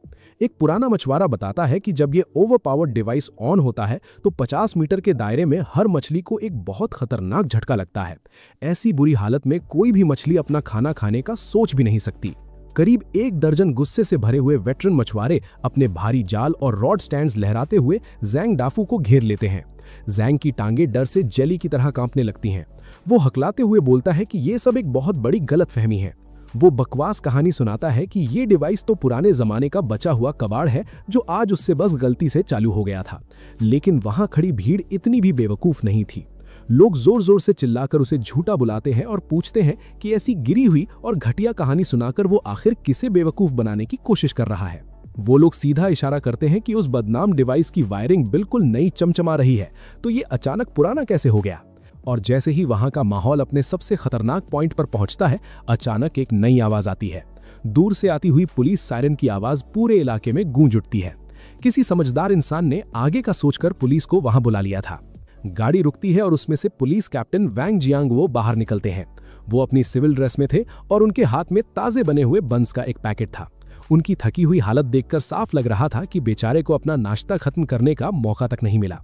उनकी नजरें गुस्से से भरी भीड़ का मुआयना करती हैं और सीधा हमारे हीरो इमू पर आकर रुक जाती हैं। ऑफिसर एक लंबी और गहरी सांस लेता है और अपने सर को मसलते हुए चुप्पी साध लेता है, जो उनके खराब मूड की पूरी दास्तान सुना रही थी। भाइयों, ये क्रिंज सिचुएशन इतनी फनी है कि आपकी हंसी छूट जाएगी। वैंग पूछता है कि क्या उसने उसके ऊपर कोई खुफिया जीपीएस ट्रैकर लगा रखा है, क्योंकि जब भी वो ऑफ ड्यूटी होता है इमू उसे ढूंढ निकालता है। वो चिढ़ते हुए कहता है कि उसे सिर्फ शांति से नाश्ता करना था, लेकिन इमू ने बवाल खड़ा कर दिया है। दूसरी तरफ इमू जमीन पर पड़े उस मछली भगाने वाले डिवाइस की तरफ मासूमियत से इशारा करता है। वो कैप्टन को दिलासा देता है कि उसके इरादे बिल्कुल नेक थे। इमू याद दिलाता है कि पिछले कई दिनों से वो एक भी मछली पकड़ने में नाकाम रहा है। आज वो इस तालाब पर सिर्फ और सिर्फ शांति से मछली पकड़ने आया था, लेकिन उसने एक धोखेबाज डिवाइस पकड़ लिया। वो बताता है कि इस पॉन्ड का मालिक एक नंबर का फ्रॉड है और हर एक इंसान से पूरे 500 रुपए वसूलना कोई छोटी मोटी लूट नहीं है। इमू तो बस सीना चौड़ा करके कहता है कि वो लोगों की भलाई के लिए एक पब्लिक सर्विस कर रहा है। वैंग जियांगवो उस अजीब बजिंग आवाज निकालने वाले चीटिंग डिवाइस को गुस्से और हंसी के अजीब मिश्रण से देखता है। हालांकि ये मामला उसकी डिपार्टमेंट का नहीं था, लेकिन क्योंकि उन्होंने एक बहुत बड़े आर्थिक घोटाले का पर्दाफाश किया था, तो वो इसे ऐसे ही छोड़ नहीं सकते थे। वैंग जियांगुओ अपने हाथ से एक छोटा इशारा करता है और उसकी टीम तुरंत आगे बढ़कर ज़ैंग दाफू को सीधा हिरासत में ले लेती है। भाइयों, इस धोखेबाज मालिक की जब पेटी बना दी जाती है तो वो नज़ारा सच में दिल को बड़ा सुकून देने वाला होता है। लाइव स्ट्रीम चैट खुशी से पागल हो जाती है और स्क्रीन पर उस महान अधिकारी और उसके तेज इंसाफ की तारीफें बाढ़ की तरह आने लगती हैं। माहौल शांत करने के बाद वैंग जियांगुओ मुस्कुराते हुए इमू के कंधे पर हाथ मारता है और उसे अपना छोटा भाई बुलाता है। वो मजाक उड़ाते हुए कहता है कि सिर्फ 2 दिन के अंदर इमू का बिजनेस को बहुत बड़ा हो गया है। पहले वो मुजरिमों को पकड़ता था, अब आर्थिक घोटालों को पकड़ने लगा है। ये सुनकर इमू अपने खाली फिश बास्केट को बहुत दुख भरी मुस्कुराहट के साथ देखता है। वो कहता है कि इन सब के बजाय उसे एक असली मछली पकड़ना पसंद आता। तभी वैंग किनारे पर तरपती हुई एक मछली की तरफ इशारा करके कहता है कि वहां एक मछली पड़ी तो है, लेकिन इमू उस मछली को लात मारकर वापस पानी में फेंक देता है। एक सच्चे मछुआरे की नजर में जमीन से मछली उठाना एबिलिटी के खिलाफ है। भाइयों, इसको कहते हैं बिना मतलब का हीरो बनना। वो कसम खाता है कि अगली बार वो खुद की रॉड से मछली पकड़ेगा। जैसे ही वैंग निकलता है, इमू के सिस्टम इंटरफेस पर एक नया नोटिफिकेशन फ्लैश होता है। उसे लगता है कि ये नया काम मछली पकड़ने से ज्यादा पैसे देगा, पर वो इस ख्याल को निकाल देता है। वो एक मछुआरा है, बाउंटी हंटर नहीं। उसे नहीं पता था कि एक वायरल फोटो की वजह से वो लिंगजांग सिटी का लिविंग लेजेंड बन चुका है। उस वायरल फोटो में वो अपनी रिपल ड्रैगन रॉड पकड़े खड़ा था और बैकग्राउंड में सीज्ड पॉन्ड और पुलिस लाइट्स थीं। दोपहर के ठीक 1 बजे इमू अपना सामान लेकर शहर के मशहूर हैप्पी एंगलर क्लब पहुंचता है। ये मालिक एक ईमानदार आदमी माना जाता था। जैसे ही वो फीस पूछने वाला था, गेट कीपर की आंखें भूत देखने जैसी फटी रह गईं। बिना कुछ भी बोले वो बूढ़ा आदमी पार्क के अंदर इतनी तेज स्पीड से भागा जैसे उसकी जान ही खतरे में हो। वो चिल्ला रहा था कि लोगों को जेल भेजने वाला आदमी गेट पर आ गया है। इमू सोच में पड़ गया। बस 30 सेकंड में मालिक प्रीमियम सिगरेट्स के 2 डब्बे लेकर बाहर आया। इमू कुछ बोलता उससे पहले ही उसने वो डब्बे इमू के हाथ में थमा दिए। मालिक डर के मारे इमू को मास्टर शुन बुलाता है और कहता है कि उसका सिर्फ एक छोटा बिजनेस है। वो डरता है कि कहीं इमू उसके परदादा का कंकाल न निकाल ले। फिर मालिक अपना फोन एक दुख भरी मुस्कुराहट के साथ पकड़ता है और ठीक 10 मिनट बीतने के बाद हमारा मेन हीरो एक बहुत ही अजीब और अनोखी पोजीशन में फंसा हुआ मिलता है। दोस्तों, इमो सड़क किनारे खड़ा था। हाथों में सिगरेट्स के 2 डब्बे थे। उसकी हालत ऐसी थी जैसे आत्मा का सिस्टम हैंग कर गया हो। वो सदमे में था कि मछली पकड़ने का शौक भयानक रूप कैसे ले सकता है। वो फिशिंग इंडस्ट्री का सबसे बड़ा दुश्मन कैसे बन गया। कोई तालाब मालिक उसे पानी के करीब नहीं आने दे रहा था। ऐसा लग रहा था जैसे आसमान ने मछली ना पकड़ने का शाप दिया हो। इसी क्रिन सदमे के बीच उसकी जेब में रखा फोन वाइब्रेट करता है। स्क्रीन पर उसके फिशिंग पार्टनर चुन का वॉइस मैसेज चमक रहा था। चुन जोर से हंस रहा था जैसे कोई बड़ा जोक सुन लिया हो। उसने खबर सुनाई कि शहर के हर तालाब मालिक ने मीटिंग करके इमो को ऑफिशियली ब्लैकलिस्ट में डाल दिया है। ये किसी ओवर पावर्ड हीरो की ऐसी बेइज्जती थी जिसे देखकर हंसी छूट जाए। इमो ने गुस्से में आकर चुन को दफा होने का टेक्स्ट भेज दिया, लेकिन चुन ने तुरंत एक और मैसेज भेजा। इस बार वो सीरियस होकर समझाता है कि निराश होने की जरूरत नहीं है। चुन ने आइडिया दिया कि अगर छोटे तालाब बंद हो चुके हैं तो उसे बड़े रिजर्वॉयर्स यानी बांध का रुख करना चाहिए। उसने पड़ोस के जिले में बने विशाल ड्रैगन किंग रिजर्वॉयर का नाम लिया। वहां ब्लैक वाटर पूल जैसी अनजान जगह थी, लेकिन मछलियां बेहद विशाल और जंगली थीं। वहां कोई परवाह नहीं करता कि इमो कौन है। ये जानकारी सुनते इमो की आंखों में नई चमक लौट आती है। इतने बड़े रिजर्वॉयर में रोक टोक लगाने वाला कोई घमंडी मालिक नहीं होगा। वो वहां अपनी मर्जी से फिशिंग कर सकता था। लेकिन अगले ही पल नई परेशानी खड़ी हो गई। वो जगह इतनी दूर थी कि भारी फिशिंग गियर टैक्सी में ले जाना प्रैक्टिकल नहीं था। उसने जल्दी से फोन पर बैंक बैलेंस चेक किया और दिमाग में एक पागलों वाला ख्याल आया। उसे गाड़ी की जरूरत थी और वो अभी चाहिए थी। उसे सस्ती गाड़ी नहीं बल्कि डेडिकेटेड ऑफ रोड व्हीकल चाहिए थी जो सच्चे मछुआरे का सामान उठा सके और खराब रास्तों पर दौड़ सके। नए जोश के साथ उसने फैसला किया कि वो कमर्शियल तालाबों को भूल जाएगा। अब उसका बड़ा टारगेट उन महान रिजर्वॉयर्स पर कब्जा करना था। यहीं से नई एक्सपीडिशन की शुरुआत होने वाली थी। लक्ष्य की तरफ बढ़ते हुए वो सीधा कार डीलरशिप जा पहुंचा। भाइयों, यहाँ प्लॉट आर्मर देखो। उसने सिर्फ 10 मिनट में मजबूत ऑफ रोड गाड़ी पसंद की, पैसे दिए और तुरंत एक्सीलरेटर दबा दिया। वो तूफानी रफ्तार से शोरूम से निकला जैसे किसी ने उसकी पेटी बना दी हो और वो जान बचाकर भाग रहा हो। वहां खड़े सेल्स पीपल बस खुले मुंह से धूल देखते रह गए। ठीक उसी पल दिमाग के अंदर नोटिफिकेशन साउंड फिर गूंज उठती है। अंदरूनी सिस्टम ने स्कैन कर लिया था कि अब मोटराइज्ड व्हीकल आ चुकी है। नए हार्डवेयर से उसका फिशिंग हीट मैप तुरंत अपग्रेड हो रहा था। कुछ सेकंड्स में नया एक्सपेडिशन मोड मैप पूरी तरह अनलॉक हो गया, जिसने मौजूदा स्कैनिंग रेडियस बढ़ाकर पूरे 100 किलोमीटर तक फैला दिया था। जैसे ही उसने मैप को बड़ा होते देखा, अंदर एक भयानक एम्बिशन जाग उठी। उसे लग रहा था जैसे पूरे शहर का हर रिजर्वॉयर अब उसके साम्राज्य का हिस्सा बन चुका है। लेकिन दोस्तों, अभी बाहर रश आवर का वक्त चल रहा था और शहर से निकलने वाला एक्सप्रेसवे ट्रैफिक जैम में फंसा था। तभी अचानक गाड़ी के दाएं तरफ से कान फाड़ देने वाली आवाज आई। ये ताकतवर इंजन की गरजना थी और जब उसने मुड़कर देखा तो बगल में मॉडिफाई की गई रैप्टर ट्रक खड़ी थी। ये विशाल ट्रक गाड़ी के मुकाबले पहाड़ जैसी लग रही थी और पीछे एक छोटी ल्योर बोट ट्रेलर पर बंधी थी। इस सेटअप की कीमत $1,00,000 के ऊपर होगी। उस रैप्टर का शीशा नीचे होता है और वहां लाल बालों वाला नौजवान नजर आता है जिसने काले चश्मे पहने थे। उसने हाथ एटीट्यूड के साथ बाहर निकाल रखा था और कलाई पर महंगी रिचर्ड मिले वॉच चमक रही थी। भाइयों, अमीर बच्चों का शो ऑफ हमेशा क्रिंज होता है। जैसे ही इमो उस लड़के का मुआयना कर रहा था, लाल बालों वाले लड़के ने भी उसे देख लिया और हैरानी से चश्मा उतार दिया। वो बुरी तरह चौंक कर चिल्लाया और पूछने लगा कि क्या वो वही इंसान है जिसे लोग इंसाफ का मंत्री कहते हैं। उसने सीधा सवाल किया कि क्या वो वही इमो है जो पानी से मछली की जगह लाशें निकालता है। ये सुनते ही इमो का सिस्टम हैंग कर गया। उसने चिढ़ते हुए शीशा नीचे किया और जवाब दिया कि उसका नाम इमो है, लेकिन पेशे से ईमानदार मछुआरा है। सफाई सुनकर उस लड़के जिसका नाम झाओ था की हंसी निकल आई। जाओ ने पिछली सीट पर रखे सामान की तरफ इशारा किया और मजाक उड़ाते हुए कहा कि उसने इमो की दोनों लाइव स्ट्रीम्स देखी हैं और आज तक मछली पकड़ते नहीं देखा। जाओ ने घटिया तरीके से पूछा कि क्या इमो आज फिर पुलिस को नया सामान डिलीवर करने जा रहा है। ये बेइज्जती सुनकर इमो का दिल किया कि वहां से गाड़ी भगा ले। जाओ ने शान से अपना इंट्रोडक्शन दिया और बताया कि वो फेमस लियोर क्लब का मेंबर है। फिर उसने अचानक इंसाफ के मंत्री को खुला चैलेंज दे दिया। वो देखना चाहता था कि दोनों में से बेहतर मछुआरा कौन है। नाम सुनते ही इमो समझ गया कि ये लड़का लोकल फिशिंग सर्कल्स में बड़ा नाम था। ये उन अमीर खानदान के बच्चों में से एक था जिनके पास दुनिया का हर ओवरपावर्ड गैजेट मौजूद होता है, लेकिन जिंदगी में एक असली मछली पकड़ी नहीं होती। इमो ने बिना सोचे चैलेंज ठुकराने की कोशिश की, लेकिन जारो उसे आसानी से जाने देने वाला नहीं था। जाओ ने लालच देते हुए बताया कि वो ड्रैगन किंग रिजर्वॉयर की तरफ जा रहा है, जहां खतरनाक प्रेडेटरी कार्प मछलियां घूम रही हैं। उसने इमो को एक साथ चलने का ऑफर दिया और हाई स्टेक्स शर्त रख दी। अगर इमो ये शर्त जीत जाता तो जाओ उसे नया गियर सेट इनाम में देगा। ये महंगा शिमानो ल्योर सेट था जिसकी कीमत $30,000 से ज्यादा की थी। दोस्तों, ये इनाम सुनते ही इमो का हाथ शीशा बंद करते हुए अचानक रुक गया। उसकी रॉड ठीक थी, लेकिन दिल में high and lure fishing try करने की चाहत थी। बस वो खर्चा नहीं उठा सकता था। इमो में गहरी सांस ली, जाओ की तरफ देखा और रूल्स पूछ लिए। जाओ ने रूल सीधा रखा था, जो इंसान सबसे ज्यादा वजन वाली सिंगल मछली पकड़ेगा वही विजेता कहलाएगा। लेकिन हारने पर अगली लाइव स्ट्रीम में चिल्लाना होगा कि ल्योर फिशिंग बेस्ट है और ट्रेडिशनल फिशिंग बूढ़े लोगों के लिए है।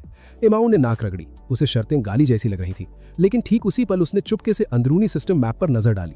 50 किलोमीटर दूर रिजर्वॉयर के बीच एक विशाल लाइट चमक रही थी। ये आंखें चौंधिया देने वाली प्योर गोल्ड लाइट थी, एक शानदार बफ की तरह। वो सुनहरी लाइट पानी में तेजी से आगे बढ़ रही थी। जैसे ही इमो को एहसास हुआ कि उसका टारगेट पहले से पहुंच के अंदर आ चुका है, उसके चेहरे पर दोस्ती भरी मुस्कुराहट खेलने लगी। उसने आत्मविश्वास से कहा कि ठीक है, ये बैट उसने मंजूर कर ली।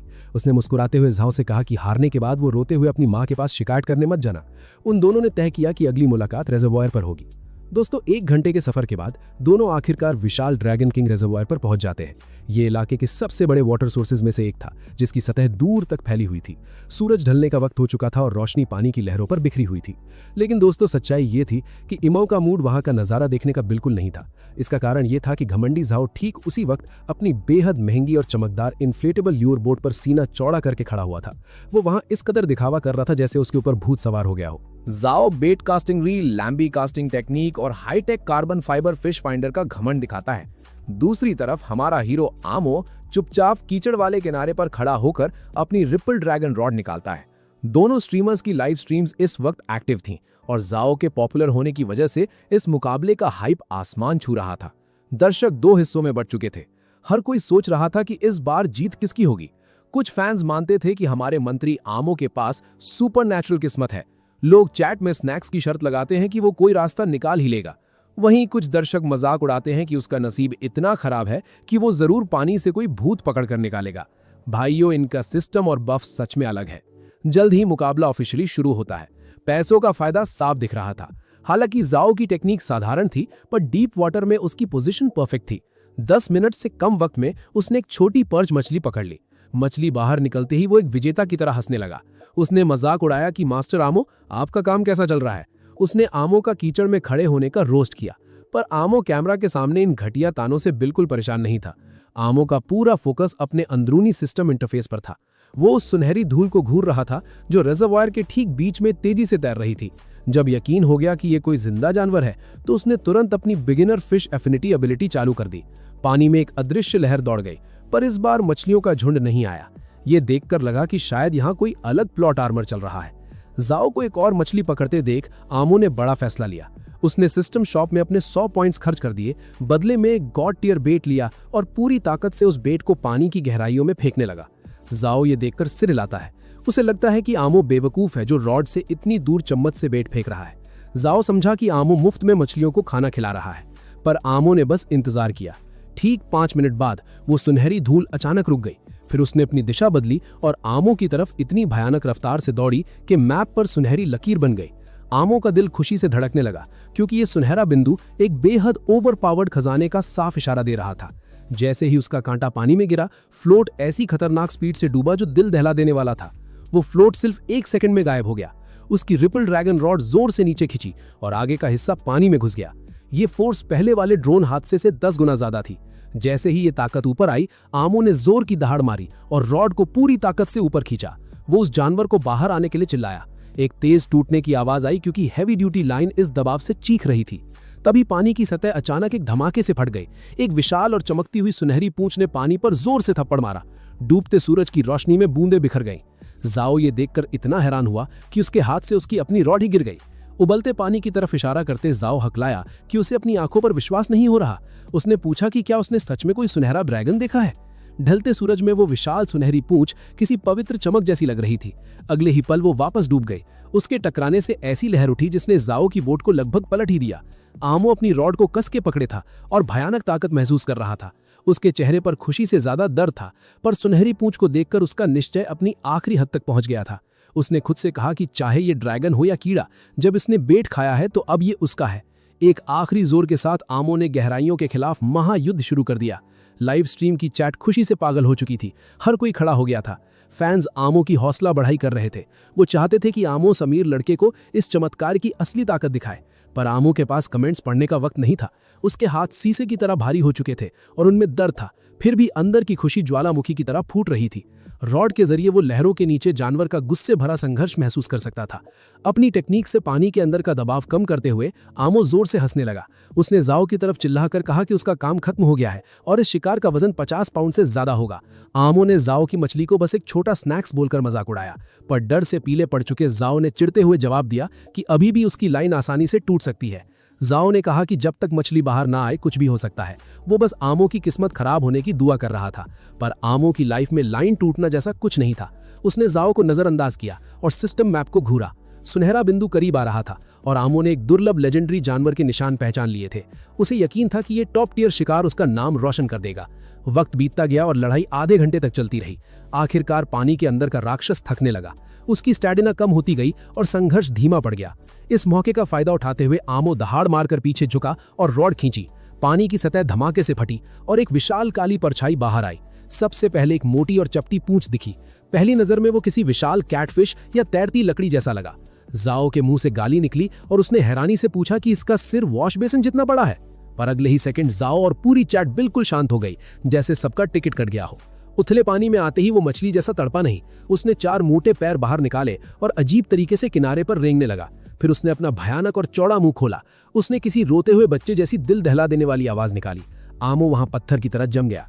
खुशी की जगह एक भयानक निराशा ने ले ली थी। दूसरी तरफ अपनी बोट पर खड़ा डर से कांपता जाओ उसकी तरफ इशारा कर रहा था। वो कांपती उंगली से किनारे पर बैठे उस अजीब जानवर की तरफ इशारा करता है। वो हकलाते हुए इमाऊ से पूछता है कि क्या इस बार उसकी किस्मत ने सारी हदें पार कर दी हैं। वो डर से चीखते हुए पूछता है कि जमीन पर पड़ी वो भयानक चीज क्या है। झाओ सोच में पड़ जाता है कि क्या वो कोई पानी का भूत है। दूसरी तरफ लाइव स्ट्रीम की चैट में अचानक बवाल मच जाता है। व्यूअर्स का दिमाग पूरी तरह खराब हो जाता है। वो गालियां देते हुए पूछते हैं कि आखिर ये मौत का फरिश्ता क्या चीज है। कुछ लोग अंदाजा लगाते हैं कि ये एक बहुत विशाल लोच मछली है, लेकिन भीड़ में कुछ समझदार लोग तुरंत इसकी असलियत पहचान लेते हैं। उन्होंने चैट में बताया कि ये एक जायंट सैलामेंडर है और वो भी एक पूरी तरह जंगली नस्ल। 50 पाउंड से ज्यादा वजन वाले इस जानवर की रोले की आवाज किसी का भी टिकट कट गया करने के लिए काफी थी। बेचारे इमाओ की हालत ऐसी हो चुकी थी जैसे उसका पूरा मेंटल ब्रेकडाउन होने ही वाला हो। जैसे ही वो उस जानवर को कीचड़ में रोते हुए देखता है, इमाओ के दिमाग में हजारों अजीब ख्याल तूफान की तरह दौड़ने लगते हैं। वो अपने आप से कहता है कि उसे बस शांति से एक छोटी मछली पकड़नी थी, लेकिन न जाने कैसे उसकी बेकार एबिलिटी ने इस प्राचीन पूर्वज को पानी से बाहर निकाल दिया। जमीन पर पड़ा वो विशाल सैलामेंडर जैसे इमाओ की इस निराशा को महसूस कर लेता है। वो पहले से भी ज्यादा जोर से एक अजीब रोते हुए बच्चे जैसी आवाज निकालने लगता है। इस आवाज से बेचारा इमाओ डर के मारे हवा में उछल पड़ता है। बिना एक सेकंड सोचे वो अपनी फिशिंग रॉड दूर फेंक देता है और अपने दोनों हाथ हवा में ऊपर उठा लेता है। वो सीधा कैमरे की तरफ देखकर व्यूअर्स के सामने भीख मांगते हुए कहता है कि वो पूरी तरह मासूम है और उसने कुछ नहीं किया। वो कसम खाता है कि वो सिर्फ एक बड़ी मछली ढूंढ रहा था। वो कहता है कि इस जानवर ने खुद आकर जिद करके उसका कांटा निगल लिया, जैसे ये मछली उसको किसी झूठे केस में फंसाने की साजिश कर रही है। इसी ड्रामा के बीच झाओ अपनी बोट चलाते हुए किनारे के करीब आता है, पर पांव रखने से इनकार कर देता है। उस विशाल सालामैंडर से दूरी बनाए रखते हुए झाओ हैरानी से उस जानवर को देखता है। वो अपनी हार मानते हुए कहता है कि उसने अपने ल्योर फिशिंग के करियर में लोगों को पानी से सांप, कबाड़ और पक्षी पकड़ते हुए देखा है।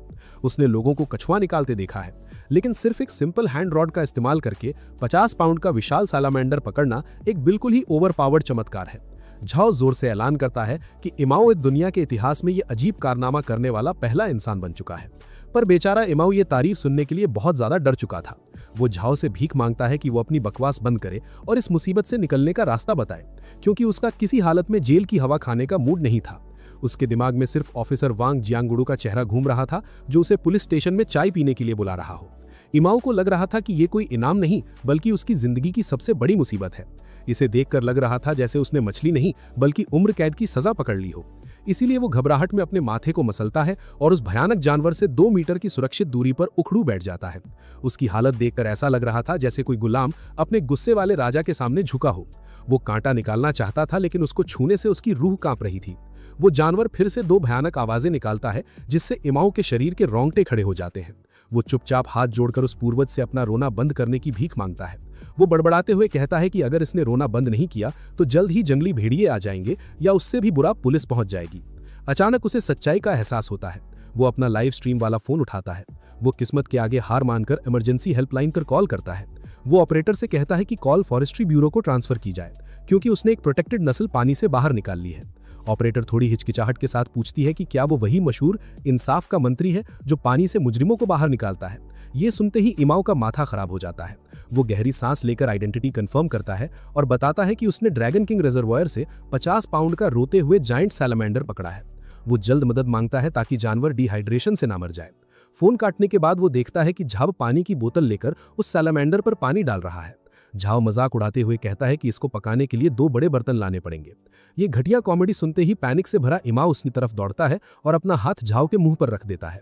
इमाओ धमकी देता है कि अगर वो अकेला जेल जाना चाहता है तो जाए, क्योंकि इस मछली के 1 पाउंड का मांस लंबा प्रिजन सेंटेंस लेकर आएगा। लाइव स्ट्रीम के दर्शक हंस हंस कर पागल हो रहे थे। फैंस मजाक बनाते हैं कि झाव का अगला बिस्तर लोहे की सलाखों के पीछे लगेगा और ठीक 5 सेकंड में ऑफिसर वांग एंट्री मार लेंगे। अचानक चमत्कार की तरह वांग जियांगुडू का कॉल आता है। वांग गुस्से में ताना मारता है कि अच्छा हुआ इस बार उसने पानी से कोई प्राचीन मास्टर की लाश बाहर नहीं निकाली। 40 मिनट बाद फॉरेस्ट सिक्योरिटी की कई ट्रक्स वहां आती हैं। वांग जियांगुडू गाड़ी से बाहर निकलते ही हंसने लगता है। वहां सफेद कोट पहने एक्सपर्ट्स आते हैं। इस क्रिंज सीन के बीच सबसे बड़ा एक्सपर्ट, जिसे सब ओल्ड ल्यू कहते हैं, आत्मविश्वास के साथ आगे आता है। वो उस भयानक जानवर को घूरता है, फिर ऐलान करता है कि ये मामूली शिकार नहीं है।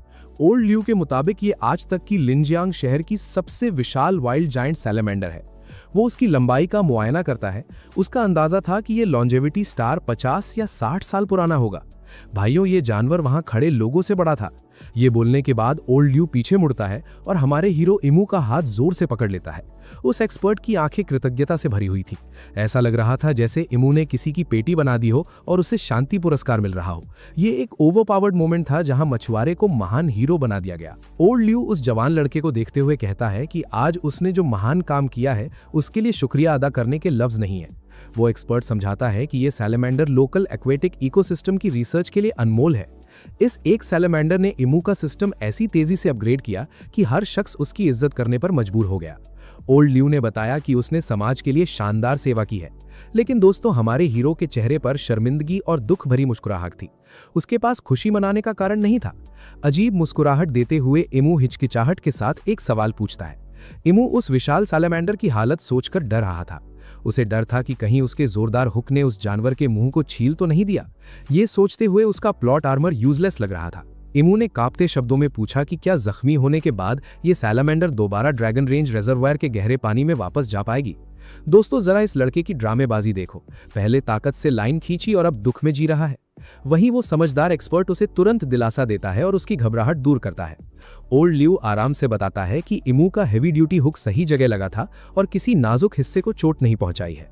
उसने बताया कि इस जानवर को थोड़ी सी डिसइंफेक्शन और कुछ दिनों के आराम की जरूरत पड़ेगी। ये छोटा सा बफ मिलने के बाद ये जानवर ठीक हो जाएगा। एक्सपर्ट ने पूरा भरोसा दिलाया कि वो लोग जल्द ही इस एंशिएंट सैलमेंडर को उसके पुराने असली घर में वापस छोड़ाएंगे। ये बातें सुनने के बाद हमारे टेंस्ड हीरो इमू के गले से गहरी सांस निकलती है। जैसे ही इमू को शांति मिलती है, ओल्ड ल्यू अपने साथ आई प्रोफेशनल टीम को इशारा करता है।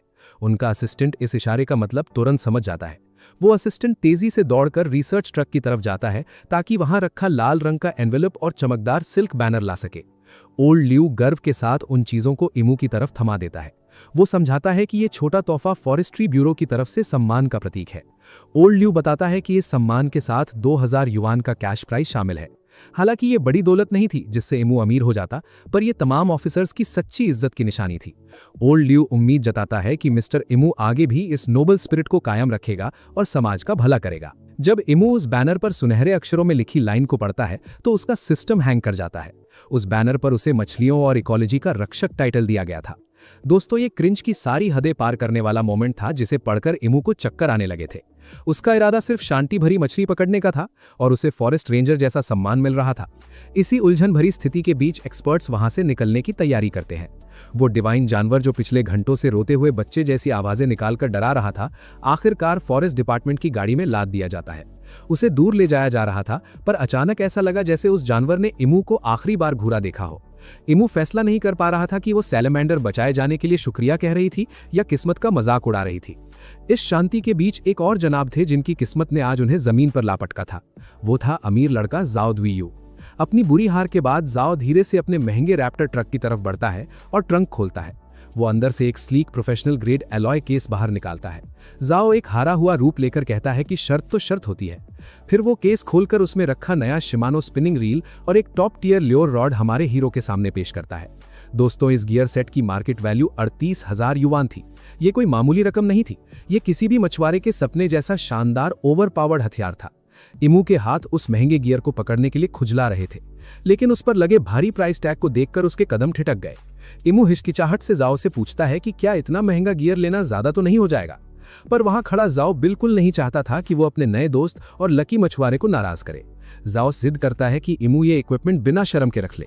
जाओ का इरादा साफ था, वो सुपरनैचुरल किस्मत वाले इंसान के अच्छे दोस्तों की लिस्ट में रहना चाहता था। वो हंसने लगता है और इमू को बताता है कि उसकी इस इनाम के बदले सिर्फ एक छोटी सी रिक्वेस्ट है। जाओ का घमंड टूट चुका था। वो कहता है कि अगली बार जब इमू का अजीब प्लॉट आर्मर किसी असली ड्रैगन या फिनिक्स को पकड़ने में कामयाब हो जाए तो बस उसे एक बार उस जानवर को छूने का मौका जरूर देना। इमू चुपचाप अपनी नजर उस भारी इक्विपमेंट पर डालता है और फिर अपने खाली मछली के टोकरे को देखता है। वो आसमान की तरफ थकी हुई आह भरता है। इमू सोचता रह जाता है कि उसे किसी ड्रैगन या सैलमेंडर की तलाश बिल्कुल नहीं थी। उसकी सच्ची तमन्ना तो सिर्फ घर पर बैठकर मछली के सूप का एक गर्म प्याला पीने की थी। क्या ईमानदार मछुआरे के लिए मामूली मछली पकड़ना इतना बड़ा काम होना चाहिए? घर लौटते वक्त हमारे मंत्री का दिमाग अलग ही दुनिया में था। उसका मिजाज दर्द और खुशी के मिश्रण में बटा हुआ था। आज का दिन एक्शन मूवी जैसा था। एक स्थिति थी जहां ऐसा लगा जैसे किसी का टिकट कट गया हो। फिर भी वो अपनी जेब में 2000 युआन का कैश प्राइज लेकर घर जा रहा था और उसके साथ 30,000 युआन का शानदार गियर सेट था। उस अमीर लड़के जाओ द्वियू ने अपना घमंड छोड़ा, हर बात पर इमू को मास्टर बुला रहा था और आखिर में उसे एलीट एंगलिंग ग्रुप का हिस्सा बना लिया था। उस क्रिंज सीन के बाद अमीर लड़का जाओ जिद करता है कि इमू उसके एलीट ग्रुप को ज्वाइन करे ताकि कुएं के उन मेढकों की आंखें खुल सकें। लेकिन दोस्तों, हीरो के दिल का दर्द वैसा ही रहता है। टेक्निकली रूप से इमू के हाथ खाली थे। गाड़ी चलाते वक्त वो दुख और गुस्से में बड़बड़ा रहा था। वो अपने ओवरपावर्ड सिस्टम को गालियां दे रहा था। उसे यकीन नहीं हो रहा था कि किस्मत इतनी मनहूस और श्रापित रह सकती है। वो कसम खाता है कि अगली बार ऐसी सुनसान जगह ढूंढेगा जहां भूत भी जाने से डरते हो, सिर्फ ये देखने के लिए कि सिस्टम कौन सा नया ड्रामा करता है। रात के 12 बजे वो थका हारा घर वापस लौटता है। मुंह धोने के बाद वो नरम सोफा पर गिर पड़ता है और तुरंत अपना सिस्टम ओपन करता है। विशाल सैलमेंडर को पकड़ने के कारण उसे पूरे 1000 पॉइंट्स का बड़ा बफ मिला था, जिससे उसके टोटल पॉइंट्स 3500 हो गए थे। वो तुरंत एक्सचेंज शॉप खोलता है ताकि अपना श्राप तोड़ सके। तभी उसकी नजर डेली स्पेशल सेक्शन में चमकते नए आइकन पर पड़ती है। ये अल्टीमेट इनसाइड आई की ट्रायल वर्जन थी जिसकी कीमत 500 पॉइंट्स थी। जब ये एबिलिटी चालू होती, होस्ट को अगले 10 मिनट तक पानी के अंदर 10 मीटर की गहराई तक सब कुछ साफ दिखाई देने लगता। इमू डिस्क्रिप्शन पढ़ता है और सोफा पर तेजी से सीधा बैठ जाता है। ये किसी चीट कोड से कम नहीं था। पिछले दिनों में उसकी फिशिंग सिर्फ अंधे तुक्के का खेल बनकर रह गई थी, पर अब खेल पूरी तरह बदल चुका था। बिना वक्त गवाए वो ट्रायल के लिए पॉइंट्स खर्च कर देता है। अगली बार के लिए वो मशहूर 1000 आइलैंड लेक जाने का प्लान बनाता है। लोग कहते थे कि वहां मछलियां इतनी ज्यादा हैं कि इंसान उनकी पीठ पर चलकर झील पार कर ले। वो सोचता है कि जब वो अपनी आंखों से मछली को कांटा निगलते देखेगा तब भला उसका सिस्टम कैसे उसका टिकट काट देगा। इन्हीं ख्यालों के बीच फोन पर न्यूज नोटिफिकेशन पॉपअप होती है। हेडलाइन थी लिनजियांग फ्लैश न्यूज। भारी बारिश के कारण पानी का स्तर बढ़ गया था। नीचे दुआन होंग बे के पानी में मछुआरों को एक रहस्यमयी तैरता कबाड़ मिला था। खबरों में बताया गया कि यहाँ चांदी की सिल्लियों से भरा व्यापारी जहाज डूब गया था। खजाने के शिकारी पहले से भीड़ लगा रहे थे। दुआन होंग बे की डूबी चांदी सुनकर इमू की दिलचस्पी जाग उठती है। वो तुरंत जांच करने के लिए सिस्टम मैप का एक्सपीडिशन मोड खोलता है। मैप पर नदी के रास्ते पर एक रोशनी गहरे जामुनी लाल रंग में चमक रही थी, जिसमें से काली ओरा निकल रही थी और ठीक उसके बगल में कई सुनहरे बिंदु जमा थे। लाल और सुनहरे बिंदु एक साथ देखकर उसका दिमाग घूम गया। वो सोचता है कि क्या खतरे के साथ बड़ा मौका छुपा है। शायद कोई प्राचीन ताकत वहां खजाने की हिफाजत कर रही थी। वो घबराहट में थूक निकलता है। उसकी लालच बढ़ रही थी पर दिमाग उसे रोक रहा था। अंदर ही अंदर वो जानता था कि वहां जाने का मतलब कैप्टन हुआ से दोबारा मिलना हो सकता है। थोड़ी देर हिचकिचाने के बाद वो आखिरी कोशिश करने का फैसला करता है। आखिरकार अल्टीमेट इनसाइड आई से वो पानी के अंदर पहले ही झांक लेगा। अगर वहां प्लॉट आर्मर वाली मुसीबत हुई तो वो भाग जाएगा, अगर अच्छी चीज हुई तो शांति से फिशिंग करेगा। अगले दिन वो दोपहर तक सोता है और फिर गाड़ी लेकर निकल पड़ता है। 1 घंटे बाद वो दुआन होंग बे पहुंच जाता है। ये ऐसी जगह थी जहां नदी विशाल और तेज यू शेप मोड़ लेती था। वहां पानी का बहाव बेहद तेज था और पानी में छुपी चट्टानें थीं। इस अजीब बनावट के कारण ऊपर से आने वाला कबाड़ा यहीं फंस जाता था। प्राचीन काल से ये जगह अमीर बनने वालों का ठिकाना रही है। किनारे पर पहले से कई गाड़ियां खड़ी थीं। दर्जनों लोग अलग अलग डिटेक्टर्स लेकर घूम रहे थे। वो लोग कीचड़ में ऐसे खजाना ढूंढ रहे थे जैसे बॉम्ब स्क्वाड वाले माइन ढूंढ रहे हों। इमू गाड़ी पार्क करने के लिए ऊंची जगह ढूंढता है। वो भारी गियर उठाता है और लाइव स्ट्रीम शुरू कर देता है। स्ट्रीम शुरू होते ही व्यूअर्स की गिनती आसमान छूने लगती है। एक फैन मजाक में मंत्री जी को सलाम करता है। दूसरे लोग दुआन होंग बे को पहचान लेते हैं। कुछ लोग चैट में डराते हैं कि वहां मछलियों से ज्यादा पानी के भूत मिलते हैं। तभी एक मैसेज चमक रहा था कि मास्टर, क्या आप भी दुआन होंग बे पर हैं? मैं रास्ते में हूं, जगह बचा कर रखना।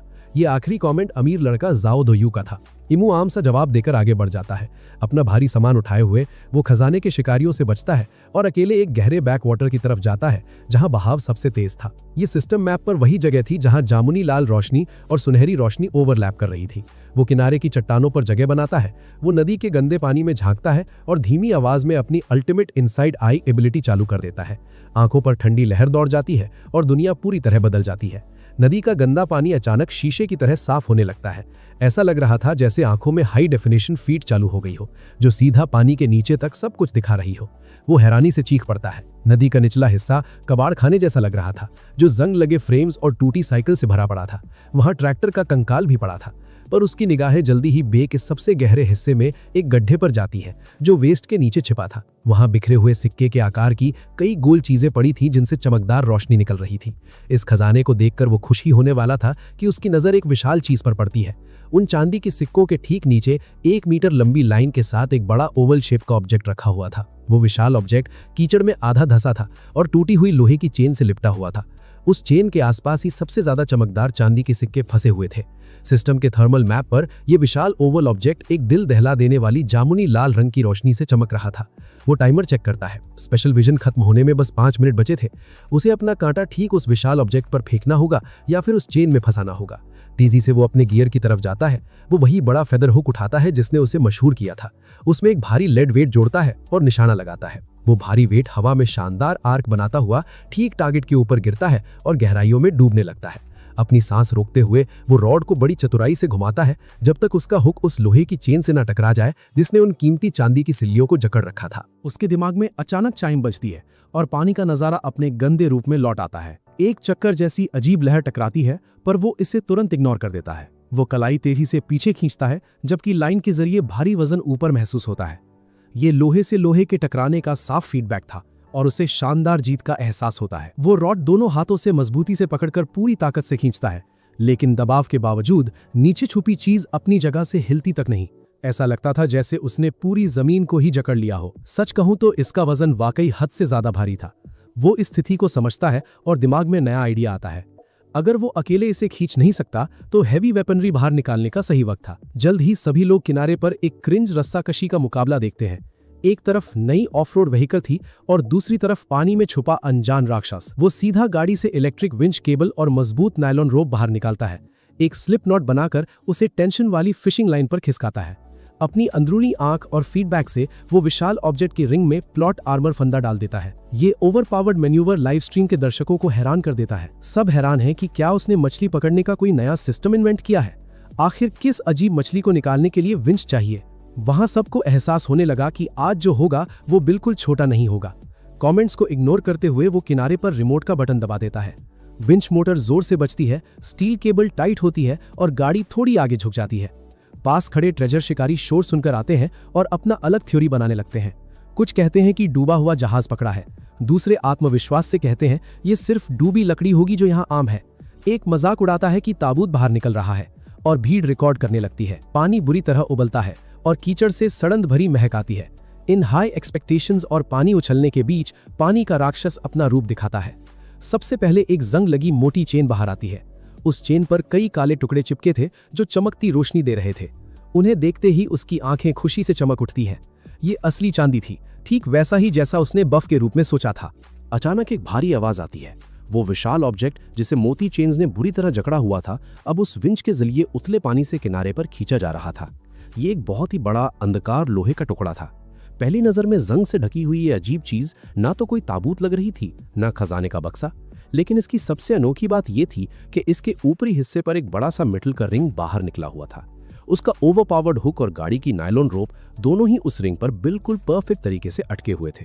जैसे ही उसने ये सब देखा, उसने तुरंत विंच को बंद कर दिया। वो भागकर उस अनजान आकार को बहुत करीब से देखने लगता है। इस विशाल लोहे के टुकड़े में कुछ ऐसी जानी पहचानी बात थी जो किसी विशाल साइंस कैप्सूल जैसी लग रही थी। एनिमे की इस इलॉजिकल दुनिया में ये बिल्कुल विशाल गैस टैंक जैसा लग रहा था जिसकी मोटी प्लेटिंग थी। भीड़ में से कुछ हिम्मत वाले लोग उसके बहुत करीब आकर घूरने लगते हैं। एक आदमी जोर से चिल्लाता है कि ये जरूर किसी बड़ी मशीन का हिस्सा होगा। दूसरा आदमी इशारा करके चिल्लाता है कि इसके ऊपर कुछ लिखा हुआ है। वहां साफ शब्दों में योंग वाई लिखा था। दूसरी तरफ उसके चलते हुए लाइव स्ट्रीम में खुशी का माहौल अचानक गायब हो जाता है। वहां एक ऐसी दिल दहला देने वाली शांति छा जाती है जिसे देखकर किसी का भी सिस्टम हैंग हो जाए। फिर अचानक स्क्रीन पर एक लाल रंग का वार्निंग कमेंट बिजली की तरह चमकता है। उसमें बड़े अक्षरों में लिखा था कि होस्ट, तुम तुरंत यहां से भाग जाओ, बिना एक सेकंड गवाए निकलो, उस रिंग को गलती से भी मत छूना। ओल्ड वोंग नाम का व्यूअर इस वार्निंग को बुरी तरह स्पैम कर रहा था। ये देखकर हीरो हैरानी में पड़ जाता है।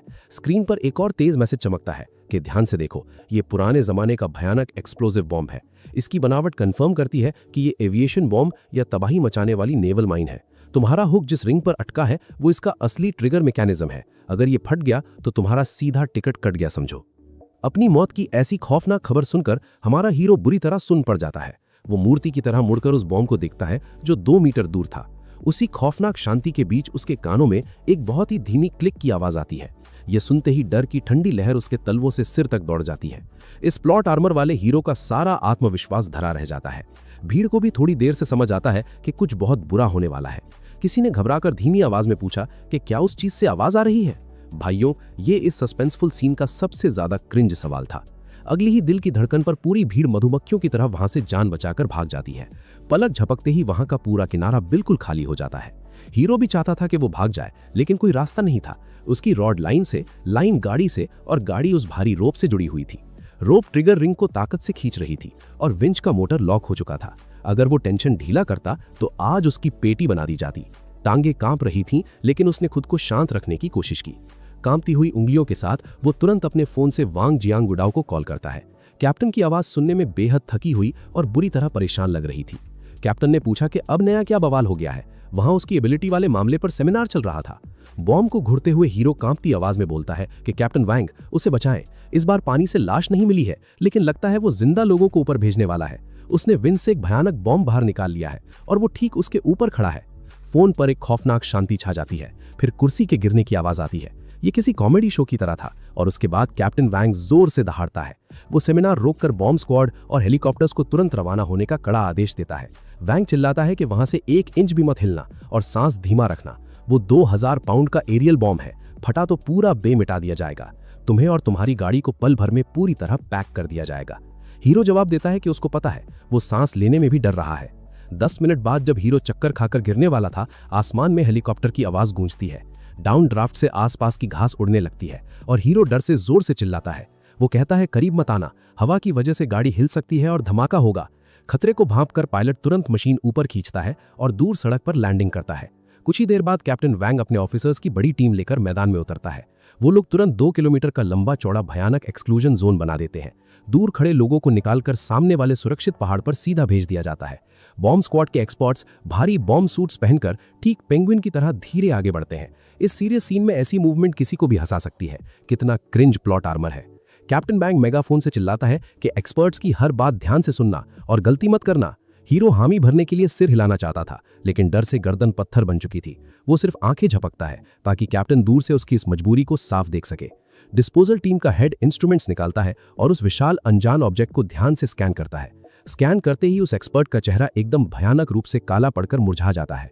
वो रेडियो पर रिपोर्ट करता है कि ये विदेशी M66 बॉम्ब है, जिसे वॉरशिप्स डुबाने के लिए बनाया था। अगर ये फट गया तो सिर्फ गाड़ी नहीं, बल्कि इस पहाड़ का आधा हिस्सा हमेशा के लिए मिटा देगा। दोस्तों, एक्सपर्ट उस ट्रिगरिंग को देखता है जो नाइलॉन रोप से कस के जकड़ी थी और अपना पसीना पहुंचता है। ये लड़का किसी ओवरपावर्ड हीरो जैसा लकी है। फायरिंग पिन जंग खा चुका है और इस वक्त बेहद नाजुक बैलेंस पर रुका है। अच्छा हुआ इसने भागने की कोशिश नहीं की, वरना मामूली वाइब्रेशन से पिन खिसक जाता और तबाही मच जाती। ये सुनते ही इमाओ का सिस्टम हैंग कर जाता है। वो डर से फुसफुसाता है कि मास्टर, क्या आप इसे डिसार्म कर सकते हैं? एक्सपर्ट गुस्से से घूरता है और चुप रहने को कहता है। वो बताता है कि आवाज की साउंड वेव्स भी पानी में वाइब्रेशन पैदा कर सकती हैं। इमाओ की मदद की पुकार गले में ही घुट जाती है। भाइयों, ये सच में एक अजीब प्लॉट आर्मर था, क्योंकि वो एक्सपर्ट खुद वहां लंबा भाषण दे रहा था। इसके बाद का आधा घंटा इमाओ के लिए 10 मिनट से भी ज्यादा लंबा और भयानक था। दोनों डिस्पोजल एक्सपर्ट्स बेहद सावधानी से आगे बढ़ते हैं। वो मैकेनिज्म को फ्रीज करने के लिए लिक्विड नाइट्रोजन स्प्रे का इस्तेमाल करते हैं और अपने टूल्स निकालते हैं। धीरे धीरे वो उलझी हुई रोप और इमाओ के हुक को काटना शुरू करते हैं। सीनियर एक्सपर्ट काम करते हुए गुस्से में बड़बड़ाने लगता है। उसने पूरी जिंदगी कंस्ट्रक्शन साइट्स और सबवे टनल्स में एक्सप्लोजिव्स डिसार्म किए हैं, पर ऐसी चीज जिसे किसी ने पानी से रॉड से पकड़ा हो, ये उसकी लाइफ का पहला और अनोखा मामला था। इमाओ की आंखों में आंसू थे। वो चुपचाप दुआ कर रहा था कि मास्टर सिर्फ अपने काम पर ध्यान दे। तभी अचानक एक तेज क्लिक की आवाज गूंजती है। कटी हुई रोप का टेंशन टूट जाता है और दूसरा एक्सपर्ट तेजी से फायरिंग पिन पर स्टेबलाइजर फिट कर देता है। वो आदमी राहत की सांस लेता है और जमीन पर गिरते हुए ऐलान करता है कि अब सभी पूरी तरह सुरक्षित हैं। इमाओ की सारी ताकत खत्म हो जाती है और वो जमीन पर गिर पड़ता है। बूढ़ा एक्सपर्ट आकर उसके कंधे पर थपथपाता है और कहता है कि आज उसने अपनी जिंदगी को मौत के मुंह से वापस छीना है। ठीक उसी वक्त कैप्टन वैंग गुस्से में कांपती उंगली के साथ आता है और लड़के की तरफ इशारा करता है। वो पूछता है कि क्या वो रोज ऐसी हरकतों से उसका टिकट कटवा देना चाहता है, पर इमाओ जिद करता है कि उसके साथ अन्याय हुआ है। वो समझाता है कि वो सिर्फ चांदी के सिक्कों को पकड़ रहा था। तभी अचानक वो अपना सिर घुमाता है। वो पुलिस से घिरे उस विशाल बॉम्ब को देखता है, या सच कहें तो उसकी आयरन चेन को देखता है। वो पूछता है कि क्या चेन पर लगी चांदी अभी भी उसकी मानी जाएगी। वहां का माहौल पल भर के लिए जम जाता है। वैंग इतना परेशान था कि वो हंसने लगता है। मौत से बचने के बाद भी ये लड़का पैसे सोच रहा था। कैप्टन ताना मारता है कि पैसे की इस पागलपंती से इमाओ अंडरकवर एजेंट ना बनकर अपना असली टैलेंट बर्बाद कर रहा है। कैप्टन झुकता है और चेन को उठाकर धातु का वजन महसूस करता है। वो ऐलान करता है कि ये चांदी कल्चरल रेलिक्स हैं और इन्हें जब्त करना जरूरी है। इमाओ दुख भरी चीख निकालता है और उसकी सारी मेहनत बेकार जाती है। कैप्टन उसके कंधे पर थपथपाता है और रोना बंद करने को कहता है। उसने देश के लिए एक महान सेवा की है। वो बॉम्ब बेहद अनस्टेबल था। अगर वो इसे पानी से नहीं निकालता तो बाढ़ इसे बहा ले जाती। पुल या पावर स्टेशन से टकराने पर भयानक तबाही होती जिसे कोई नहीं रोक पाता। इस बफ के चलते वो बॉम्ब डिस्पोजल और कल्चरल रेलिक दोनों पुरस्कार के काबिल बन चुका था। वैंग बताता है कि कल्चरल ब्यूरो से बात करके 80,000 युआन के पुरस्कार के लिए अप्लाई किया गया है और 8 उंगलियां दिखाता है। इमाओ की उदास आंखें चमक उठती हैं और उसकी थकान गायब हो जाती है। उसके अंदर बॉम्ब के साथ फोटो लेने की इच्छा जागती है, जबकि वैंग मजबूरी की मुस्कुराहट के साथ सिर हिलाता है। कैप्टन गंभीरता से पूछता है कि क्या अगली बार वो पहले बता देगा कि वो क्या पकड़ने वाला है। उसका दिल ऐसी मुसीबतों को और नहीं झेल सकता। इमाओ जोर से सिर हिलाता है और अपना वादा करता है। वो कैप्टन की आंखों में देखकर कहता है कि अगली बार पक्का वो सच में एक मछली ही पकड़ेगा।